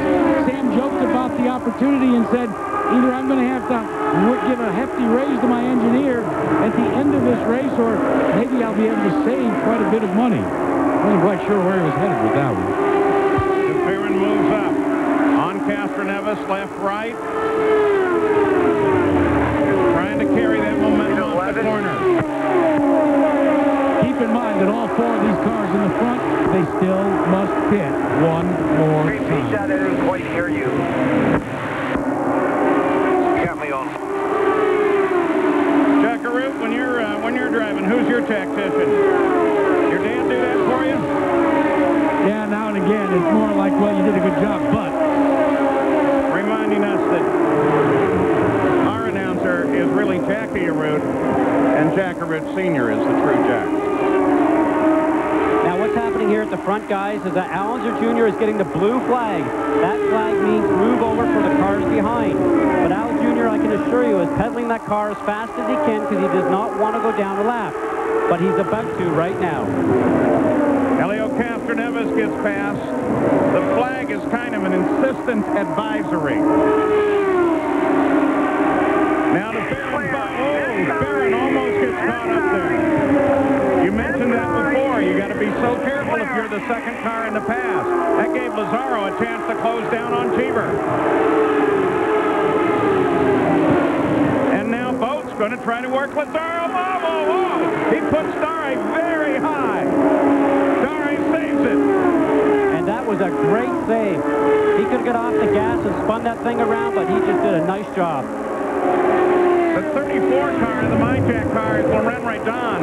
He's not in this battle. He's down behind the leaders, currently running in 15th, 4 laps behind the lead. Here comes Sarah. Sarah tried to make a move. Now Cheever trying to work on Alonso Jr. Art and Dare, when something like that happens, you got to clear your head, get back on the gas, and get your pace back. Sarah Fisher, despite that problem that she had just before John Herb's yellow, has stayed on the lead lap. Currently sits in 9th. We just saw a moment ago, Alonso Jr. in front with Eddie Cheever behind. Eddie Cheever shaking his fist to Alonso Jr., trying to get some notice to him in the mirrors. Trying to also put him down a lap so he can get back up and catch up with the leaders. And you can see anytime he gets a little straight area, Al's looking over to the left mirror. I think he's just trying to figure out where can I place the car. Cheever with that infinity power, a good run going down here to 3. Will he make it on the inside? No. Very close. You got to get a good strong run off of turn 2. You heard there on the radio, the spotter for Alger Jr.'s car telling him, let Cheever go. No way. And there's Al's response, no way. Yellow comes out, brushed with the wall. A lot of parts, and it tells us it's off of the 31 car, and that's George Mack. Remember, he's spun. You're all right, George. Yep, he's I don't know all right. why in the hell Sam tried to pass him. He's only, what, 30 laps down? George Mack got in trouble on the front stretch earlier in the race, spun it, didn't touch anything, was able to get back in the fight. And this time he puts the car up against the wall and brings out the caution. You heard his crew ask him if he's okay. He said wave if he is. He waves, so he evaluates himself as all right. But that bunches the front runners up again, and what will it do for stops? My best guess is that now Castroneves, DeFerrin, Barron, Cheever, and Lazaro, and Boat all will hit the pits. We heard him actually having some conversation with his team, talking something about Sam, an altercation. Well, that's not a great sign. We're still waiting for official word from medical, but that's the medical helicopter warming up. Remember, we have both Jacques Lazier and Thomas Schechter. Gary Gerald, what's their status with the hospital? Oh, here the helicopter is lifting off, going right up over our head at this moment. Both of the drivers, Jacques Lanier and Thomas Schechter, are awake and alert. They're responding beautifully, we are told, by Dr. Henry Bach through his spokesperson here at the medical center. They are taking him to a local hospital for further x-ray and examination, but again, both alert and responsive. Very encouraging news. And both men, again, are going to the local hospital, both being transported. So the Red Bull sign is out for Eddie Cheever as the pits come open, and we expect at least the top 6 all to hit the pit road. Playing into everybody's hands, another yellow, a track like this. Everybody up and down pit road was expecting something to come out and cause a yellow. They don't like to see cars crash or drivers injured, but I can assure you that all the teams up and down there are betting on another yellow so they can pit underneath the slow condition. So Jill DeFerrin stays out. I assume because they're both 82 laps from their last stop that that's just an effort by Penske to make a clear run in and out for both their drivers. Absolutely. We saw that Castroneves' left front tire guy ended up picking up the tire to allow, to allow Castroneves to come into the pit, and DeFerrin's left front tire guy picked up that tire to allow him to get in and have a clean shot going into the pit lane. On the next time around, I'm sure that you'll actually see DeFerrin come in and make his pit stop the next time through. Alex Barron stopped. Anthony Lazaro stopped. Billy Boat stopped. 3. 10-4, just make fuel here, make fuel. Stay out, stay out. So Penske's going to keep him out. 10-4, I'm coming now.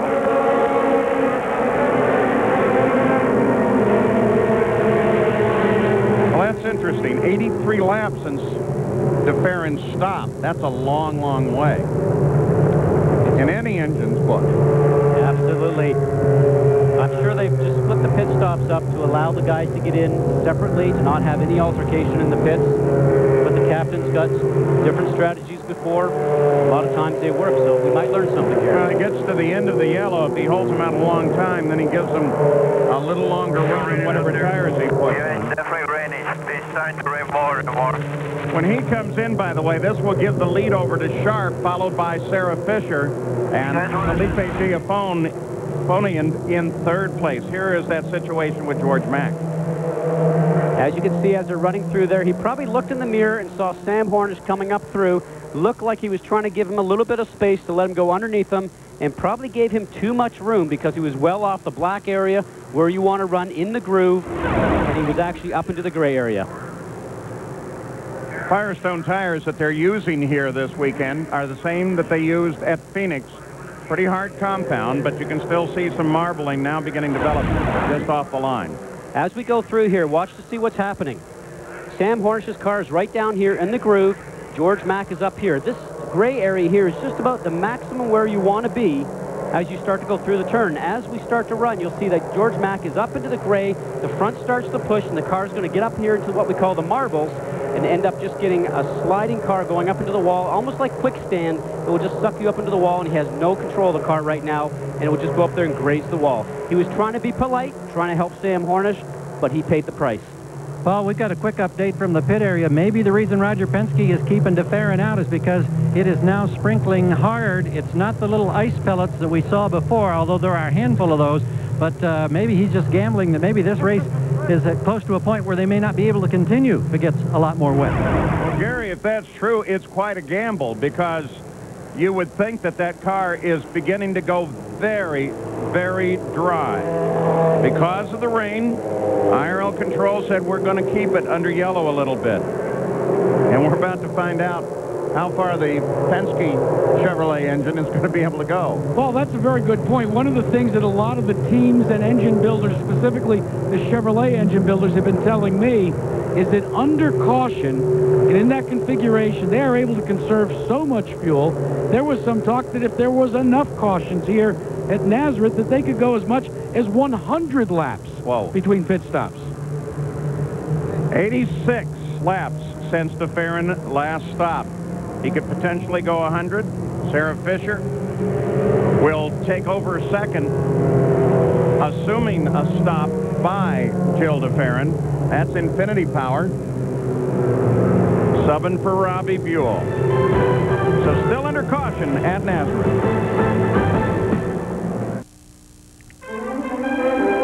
The Firestone Indy 225 on ABC Sports. Brought to you by Firestone, America's tire since 1900. Rocky Mountain Cold Coors Light. Cold, down, easy. And Speed Pass at Exxon and Mobil.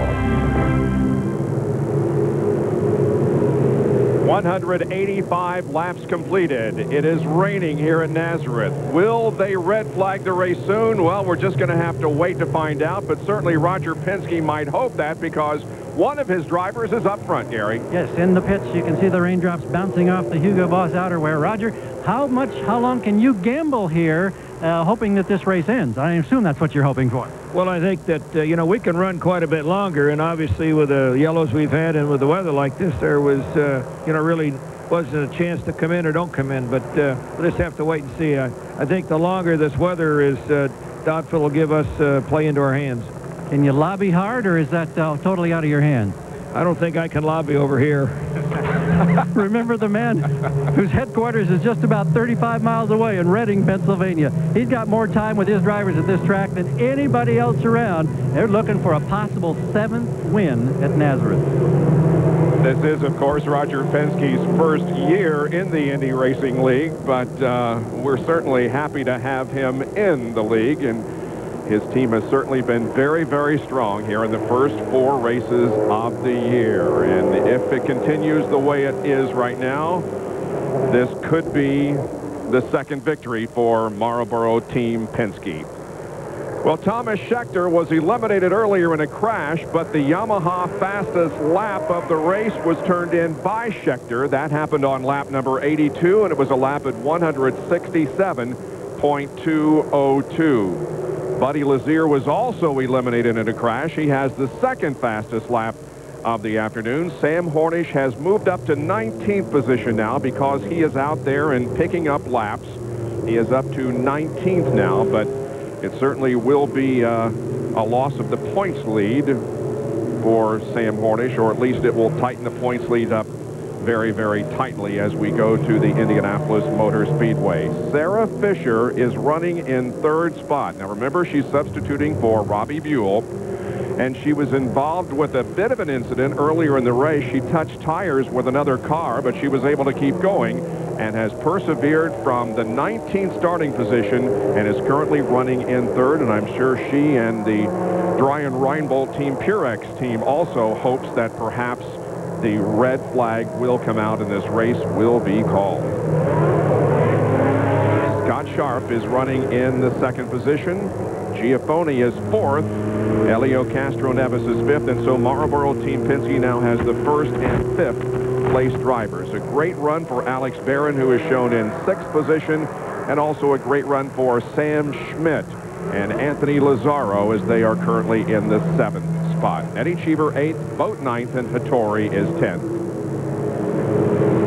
For those of you tuning in to ABC Sports, stay tuned because the EA Sports Supercross will be shown in its entirety as soon as we finish up this race. And the status is that we are under caution.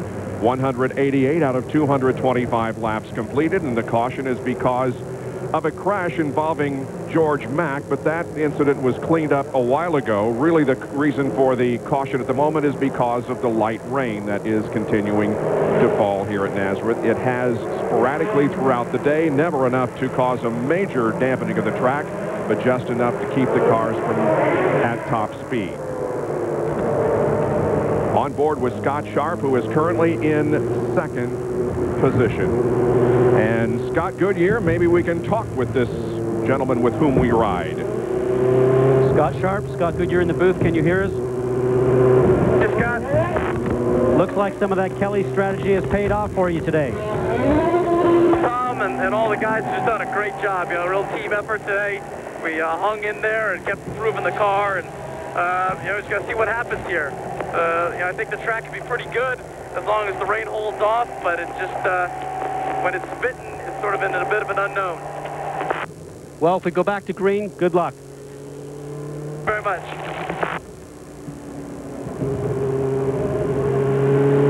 Scott Sharp currently in second position, down to Gary Gerald. Well, we're on this medical patrol, it seems, and here's George Mack out of the medical center. You appear to be all right. We watched the replay, got up there awful high into the gray stuff, and there's just no saving grace. You couldn't hang on to it at all, huh? Oh, no, not at all. This track is not forgiving at all. But we're pretty quick, you know, because we qualified very well. But unfortunately, 310 Giovanna car just has a hard time adhering to the surface. It's really cold. Yeah, really cold. And hopefully it'll be a whole lot warmer next month at Indianapolis. I know you're excited about that. We wish you well. Yeah, I'm really excited. Thanks. Thanks. All right. He ran 2:22 in ROP, Bob, at Indy. Guy to keep an eye on. Well, yeah, in rookie orientation, we expect big things from him. We'll return with more of the Firestone Indy 225 after a word from our ABC stations. Here at Texas Stadium in Irving, Texas, including Ricky Carmichael, who has been the dominant rider in the sport over the past 2 years. He's continued that dominance, but hasn't been invincible. A horrific crash last week in Pontiac, but he's got 8 wins already. He leads the series standings. In the 125 West, the 16-year-old James Stewart has had his problems, but he's got 2 wins, and he leads the way. EA Sports Supercross coming up next from Dallas. Our coverage of the 86th running of the Indianapolis 500 begins on Saturday, May the 11th at 1 o'clock Eastern Time, as we'll have pole day as they run for the front starting spots in the Indy 500. Then bump day on Sunday, May 19th. That's at 4 o'clock Eastern Time. We determine the fastest 33. And don't forget, of course, the Indianapolis 500 itself, which will be on at 11 o'clock Eastern Time, Sunday, May the 26th, the 86th greatest spectacle in racing, live on ABC. We hope to go back to racing here in a few moments. The IRL officials are studying the situation, and they believe that the track is in good enough shape to go back to green flag racing. We're at the 193 lap mark out of 225, and again, that is Jill DeFerrin at the front of the field. DeFerrin last pitted on lap 95, and we are on lap 193 right now, so he has gone almost 100 laps. Some of those, of course, under caution since he pitted. And Scott Sharp last pitted on lap 27 along with Sarah Fisher. Giaffoni on 137, and Castro Nevis pitted relatively recently on lap 178 during this caution period. Bob, we just got a radio call there from Al Unser Jr. He was telling his crew it's still very slippery out here, so that's something to keep in the back of the mind, too. And you indicate the Penske team's running out of time here as far as DeFerrin is concerned in fuel. Jack? Well, Gary, remember one thing, you know, when we talk about fuel consumption, what about the Ilmore teams? And I use the plural. Your leader, Ilmore, is their engine, the Chevy assembler. Well, Scott Sharp, who runs in second, Tom Kelly is also a partner with Roger Penske in the Ilmore team. I think with the fuel consumption that Team Penske is getting, if I was Tom Kelly, I'd want to find out what was in that Ilmore that got delivered to Reading, Pennsylvania. If we keep picking up pace car speed. There have been 4 leaders in this race. Jill DeFerrin has led the most laps, 58. Al Unser Jr. has led 54. Castro Neves 51 and Sharp 32. We have had 6 caution periods for 105 laps. So almost a half of this race is being run under the caution. And again, remind you that this EA Sports Supercross from Texas Stadium will be coming up next here on ABC at the conclusion of this race. Bob, I'm just wondering, what does Roger Penske do now? He's right on the tip of the pyramid. Does he try and stay out and not give up any track position? You know he has to stop. You know they're going to try and go green.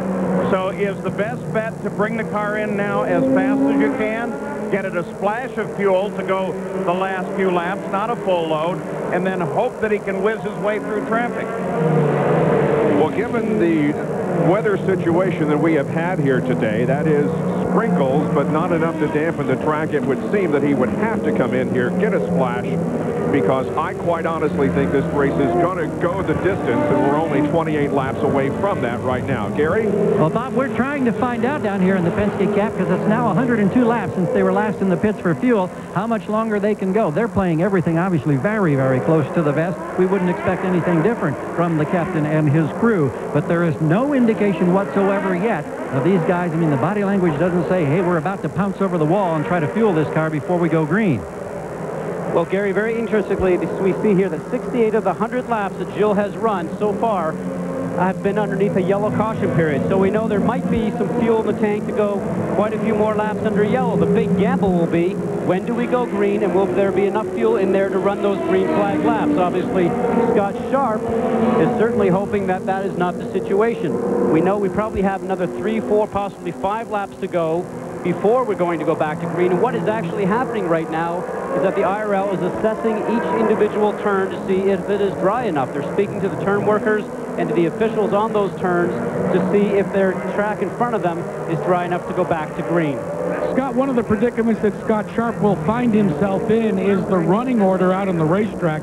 They've been talking on the radio about the fact that it's one of his teammates, Al Unser Jr., directly in front of him, and in front of him, the Airlink car of rookie Ricky Treadway. Under normal circumstances, Scott Sharp could stab and steer quickly on the restart, but they've determined they want to let the tires come up to heat. So they've told Scott to be very conservative at the drop of the green flag and try and initiate the passes as long as maybe 2 or 3 laps after green. That sounds like a good plan. At least 5 laps, maybe 10, before you get proper tire temperature, which would be your maximum tire temperature for today, which still is well below the usual that they would see on a Firestone situation. We talked about 80 to 100 degree of ambient temperature to get a good track temperature up over 100. We're not seeing that here today. All these guys are going to have to be very cautious on the restart. We look here at the track conditions. The wind has actually changed since we started this morning. The wind speed of 5 miles an hour is not an issue right now. It's the air temperature and the track temperature, probably 30, 40 degrees below what we would expect to see here right now. All these drivers know they only have a few laps left coming up here to the finish, and they certainly don't want to make a mistake. They're after championship points, but they also don't want to cause a lot of work for their team if they have an accident coming up to the Indianapolis 500. There are 11 cars currently on the lead lap. Al Unser Jr. is the next car not on the lead lap. He's running in 12th position. Then Robbie McGee, and race control still has not decided on a green flag. So we continue to run under the caution here. And again, Sam Hornish now moves up to 18th position. He is 49 laps back of the leader due to that incident early on in the race.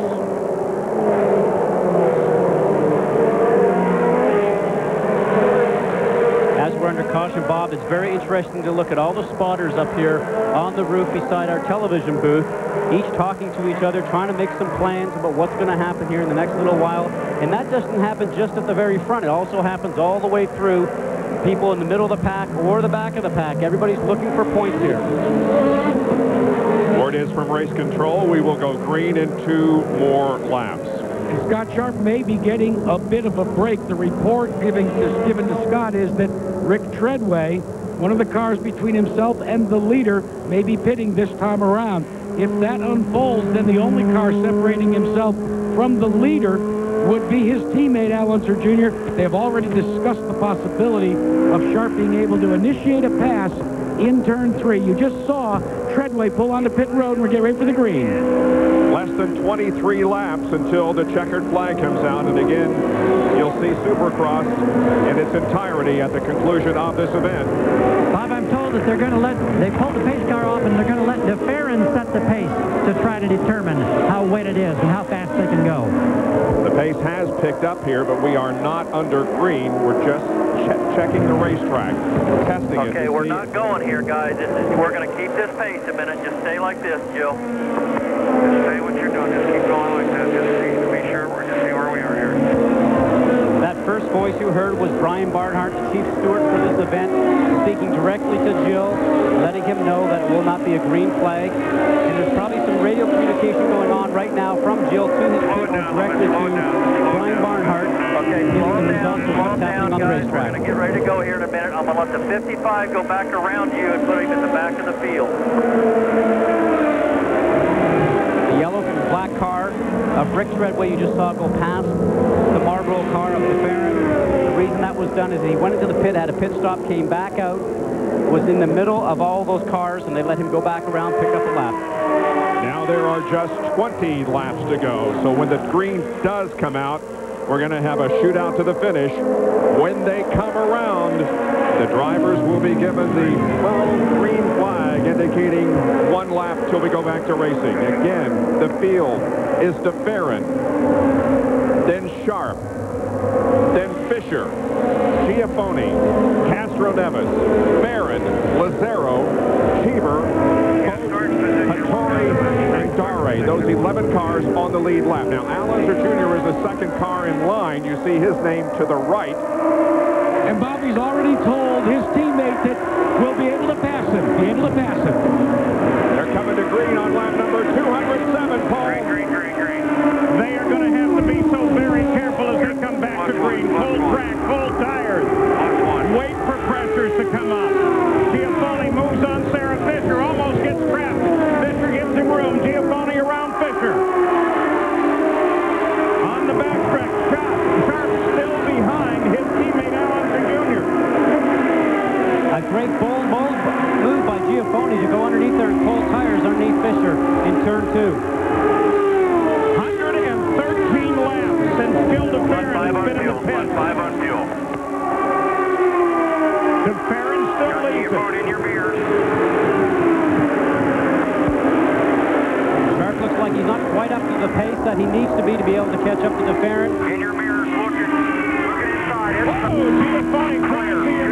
Gets dropped off.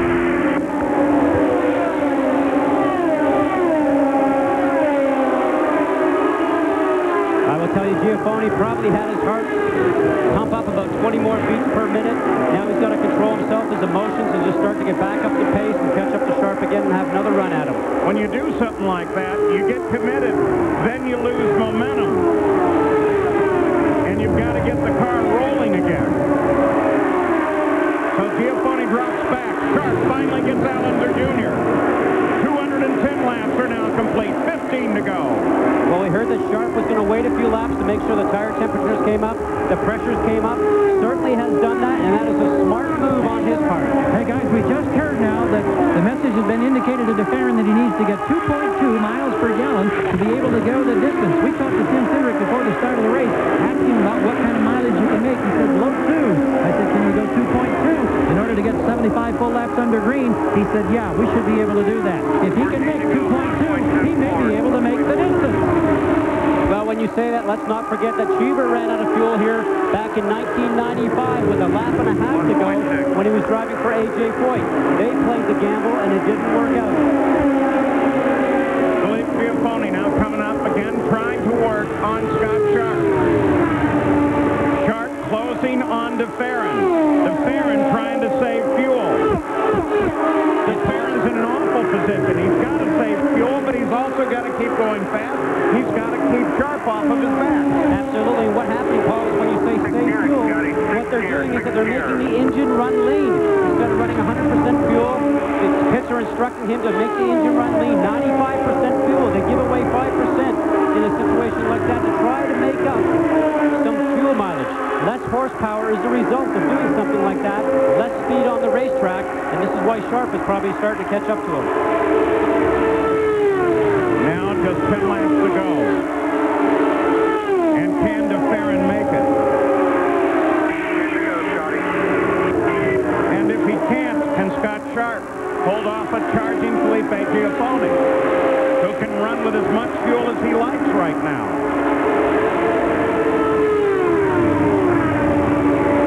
The number for DeFerrin coming down, 2.15 is now necessary. So he's meeting the obligation, it appears, inside 10 to go.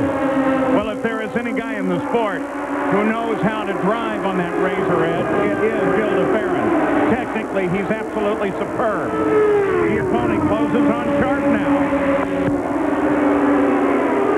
Battle's going to heat up for second here in a second. That's exactly what's happening. Now, think Sharp has not had very good finishes all this year, has had a lot of bad luck. Certainly looking at some points to get himself up in the points championship. Obviously wants to win this race, but he certainly doesn't want to have a situation where he gives away points. And Sharp doesn't want to run up too close on DeFerrin. He wants a little space, so if he can take a run on him, he needs that distance. But at the same time, he's got a quandary going because he's got to keep Felipe Giafone totally off of his back, and that's a problem for him as well. You see, he fell back a little bit there, and now he's on the gas. Looks like he's having trouble right there in turn 2. You can hear him. You hear his team telling him 5 laps to go. He gets a good run going into 3, and then he has a shot coming out of here, going up to 1. He needs a good run all the way up through 1 and 2 to get him going down through into turn 3, which is the best passing place. You can see here from the Firestone information, still doing 170, 72 miles an hour in the turns. It's a quick pace at this late race stage. Firestone telemetry is so cool. Too bad it doesn't give us fuel mileage. Well, if we got information from the teams, Paul, I'm not sure they tell us. Sharp's right up on DeFerrin now. 221 laps complete. If you're sitting in this car, Scott Sharp, you're looking at the leader ahead, you're looking at him closing on traffic. What do you do? Well, he's hoping that the car in front of him looks like it was Rick Treadway. They'll catch up to them very quickly. It will slow down DeFerrin. He might be able to get a run on him, but you have to hope it happens at the right place on the racetrack, because this is a one-line racetrack, very difficult to pass, which we've seen all day. Sharp gets very wide. I would say the Sharp's car right now has probably got a little bit of push, a little bit of understeer. The front of the car is not responding quite as well as he needs it to in traffic. He gets a run at DeFerrin, and he gets close, and then he seems to lose that front end. Treadway moves to the side. Gil DeFerrin comes around. His car's got to be running on fumes. Coming to the white flag next time around for Gil DeFerrin. Sharp is there. He knows he's out of time now. If he's going to pass him, it's going to have to be in turn 3 of this lap. Sharp closes. He's up. Sharp goes around.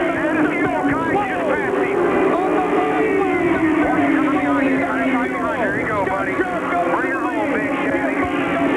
Bring it home. Come on.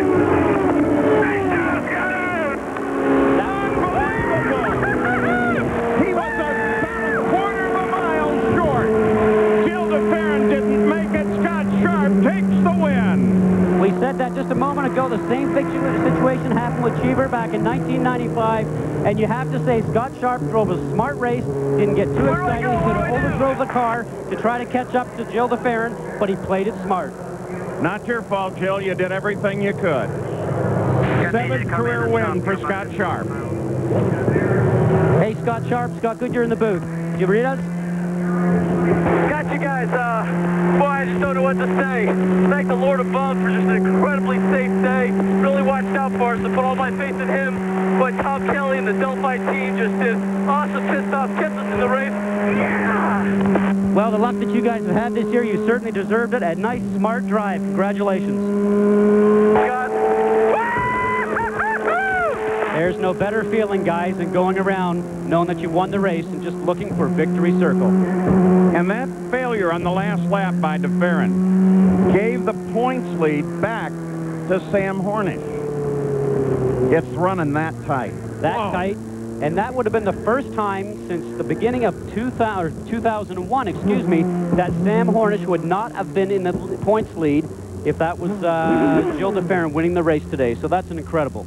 Pole sitter last year in the 85th Indy 500. The 86th Indy 500 is next. You're going to see it right here on ABC. What does that do for Scott Sharp in terms of driving him into Indy? Well, it certainly takes the momentum here because he's had such a rough time this year, and I'll tell you that they've got the momentum now. Gary Gerald. I'm glad this is, you're thinking you're glad you weren't in Atlantic City, but it's got to be crushing to come so close, Roger. Well, we saw a fuel dropout on the back straightaway, and, you know, he was making fuel. We were in good shape, but, you know, we're a couple turns from being there. Obviously, that's what it's all about. Well, we finished third. Both cars finished. Helps us in the points with Hornish having a problem. So, at the end of the day, that's what makes racing. And you go on to Indianapolis. If you were at Indy, you'd make the same gamble? Got to make the gamble every time, but you know, what can I say? It was both cars did a job. We had a tough pit stop here at one point, got us a little bit behind, but hey, everybody has a strategy here and they all used it. Thank you, Roger. Jack? Well, one man that made the right call, TK, Tom Kelly, you called the strategy for this guy. I'll tell you, I thought we were going to be out of luck there at the end, but you know, Scotty kept pushing Jill, and he ran out of fuel with a half lap to go, man. Nice job. Awesome job. These guys were great. Tom did a great job calling. It's the second race we won because of you, buddy. And I just got next man above. We just kept the hammer down. I really thought, you know, so hard to pass here. Really thought that was it. But I said, maybe he's going to run out one of these days. And all of a sudden, sure enough, right in front of me, and I just had to gas it and hope. Let's talk real quick, though, Scott, about the teamwork from not only your teammate, Al Unser Jr., but also from the rookie, Ricky Treadway, because they got out of the way. They waited until your tires got up to temperature, but then you had a clear shot. Al was great. You know, he really was. We were working really well as teammates, and, you know, I guess I owe him one now, but, you know, both guys really let the leaders go for it, which was great. All right, momentum is so important leading up to the Indianapolis 500. We've looked at your demeanor over the last couple of weeks, and it has changed considerably. You've got a score to settle there. Yeah, I do. I mean, I'm excited. I can't believe it. I really thought we turned a corner when we came and tested here. Great test at Indy. Win here. We're ready to go to May. Big Mo, so important, Gary Gerald, when Indy opens in just 10 days. Well, you talk about momentum going into the month of May. Here's Felipe Giafone, who ends up in that second spot. What are you thinking as you're watching those two guys in front of you? How are you trying to play it for the last 5 laps? I tried everything I could in the beginning, you know, but then I had some, like, 2 very close calls, and I was in the grass for a little while. Look at the grass there. And I was concerned a little bit that I upset the car for a few laps, but then for the last 3 laps, my car started to pick it up a little bit of push. And I knew the fight would be for Sharp, but at the end I thought maybe Gio is going to go for it, you know. And he tried and ran out of gas, so I'm very happy. I guess you are. We wish you well next month. We enjoy watching you at Indy. Thank you. Thanks. All right. Bob? Felipe Giafone comes home second. Jill DeFerrin third. Sarah Fisher fourth. Then Castro Neves. Alex Barron with a great run. Eddie Cheever Jr. finishes his first race of the year. Then Boat, Lazaro, and Torrey. In the second 10, Artendare leads that, and then Schechter, Herb, and Lazier, all of those involved in incidents. Gary Gerald is with DeFerrin. Jill DeFerrin, how do you accept something like this when it's so tantalizingly close? And you're a gourmet chef. Well, I mean, it's not much you can do about this sort of thing. I mean, we knew it was going to be tight on fuel. I think it was a great strategy, nevertheless, by Roger and the whole team. And I was trying to do my best to save fuel, at the same time stay up front. And, you know, it unfortunately didn't work out. But I think it was another great run for the whole team. You know, the car was really handling very, very well. And, you know, that's just the way the chips fell today. So close you could taste it. I know. Tell me about it. All right, Jack. Gary, you are looking at the 4th place finisher at Nazareth in her, that's right, I said her, first Indy Racing League start of 2002. Sarah Fisher, congratulations. Thank you. Well, I couldn't do without the Pyrex style in this car. They rule. I mean, I had a perfect race car all day long, and, you know, it started out a little loose at the beginning, and then we just kept working on it a little bit with the weight checker. And, you know, the G-forces are pretty easy to tune if you get into that window, and it was just awesome. Let's talk for a moment, though. It wasn't without its close moments for you, and yet you retained your composure when you pulled the car on the pit road, and Robbie Buell, the regular driver you're subbing for, was ready to change the nose, and yet the Dryan Reinbold team made a decision not to change anything, sent you back out. I didn't know Robbie was going to change the nose. I have to give him some crap about that. Now, Robbie has been probably the perfect driver coach that any driver could have. He's been by my side the entire weekend, critiquing me, but in a very positive way. And you know, this is for him, definitely. Bob? Quite a day for Sarah Fisher, who comes home in 4th position. Here are the points headed into the Indianapolis 500. Gilles de Ferran 5 behind Sam Hornish, who finished in 17th position today. Castro Neves is 3rd, then Giafone and Scott Sharp in 5th position, picking up valuable points in his win here today as he passed de Ferran with less than a half a lap to go to the checkered flag. And Indianapolis is next. Qualifying, of course, Bubble Day, and also the 86th running of the Indianapolis 500. And so round 4 has been completed, and it wasn't neither Panther or Penske. Coming up next here on ABC Sports, EA Super Sports Supercross. Our next IRL race, the 86th running of the 500, Sunday, May 26th, 11 Eastern and 8 a.m. Pacific time. ABC Sports is online at ESPN.com, keyword ABC Sports. This has been a presentation of ABC Sports, continuing the tradition of excellence. Round 4 at Nazareth, Pennsylvania, and Scott Sharp emerges as the victor.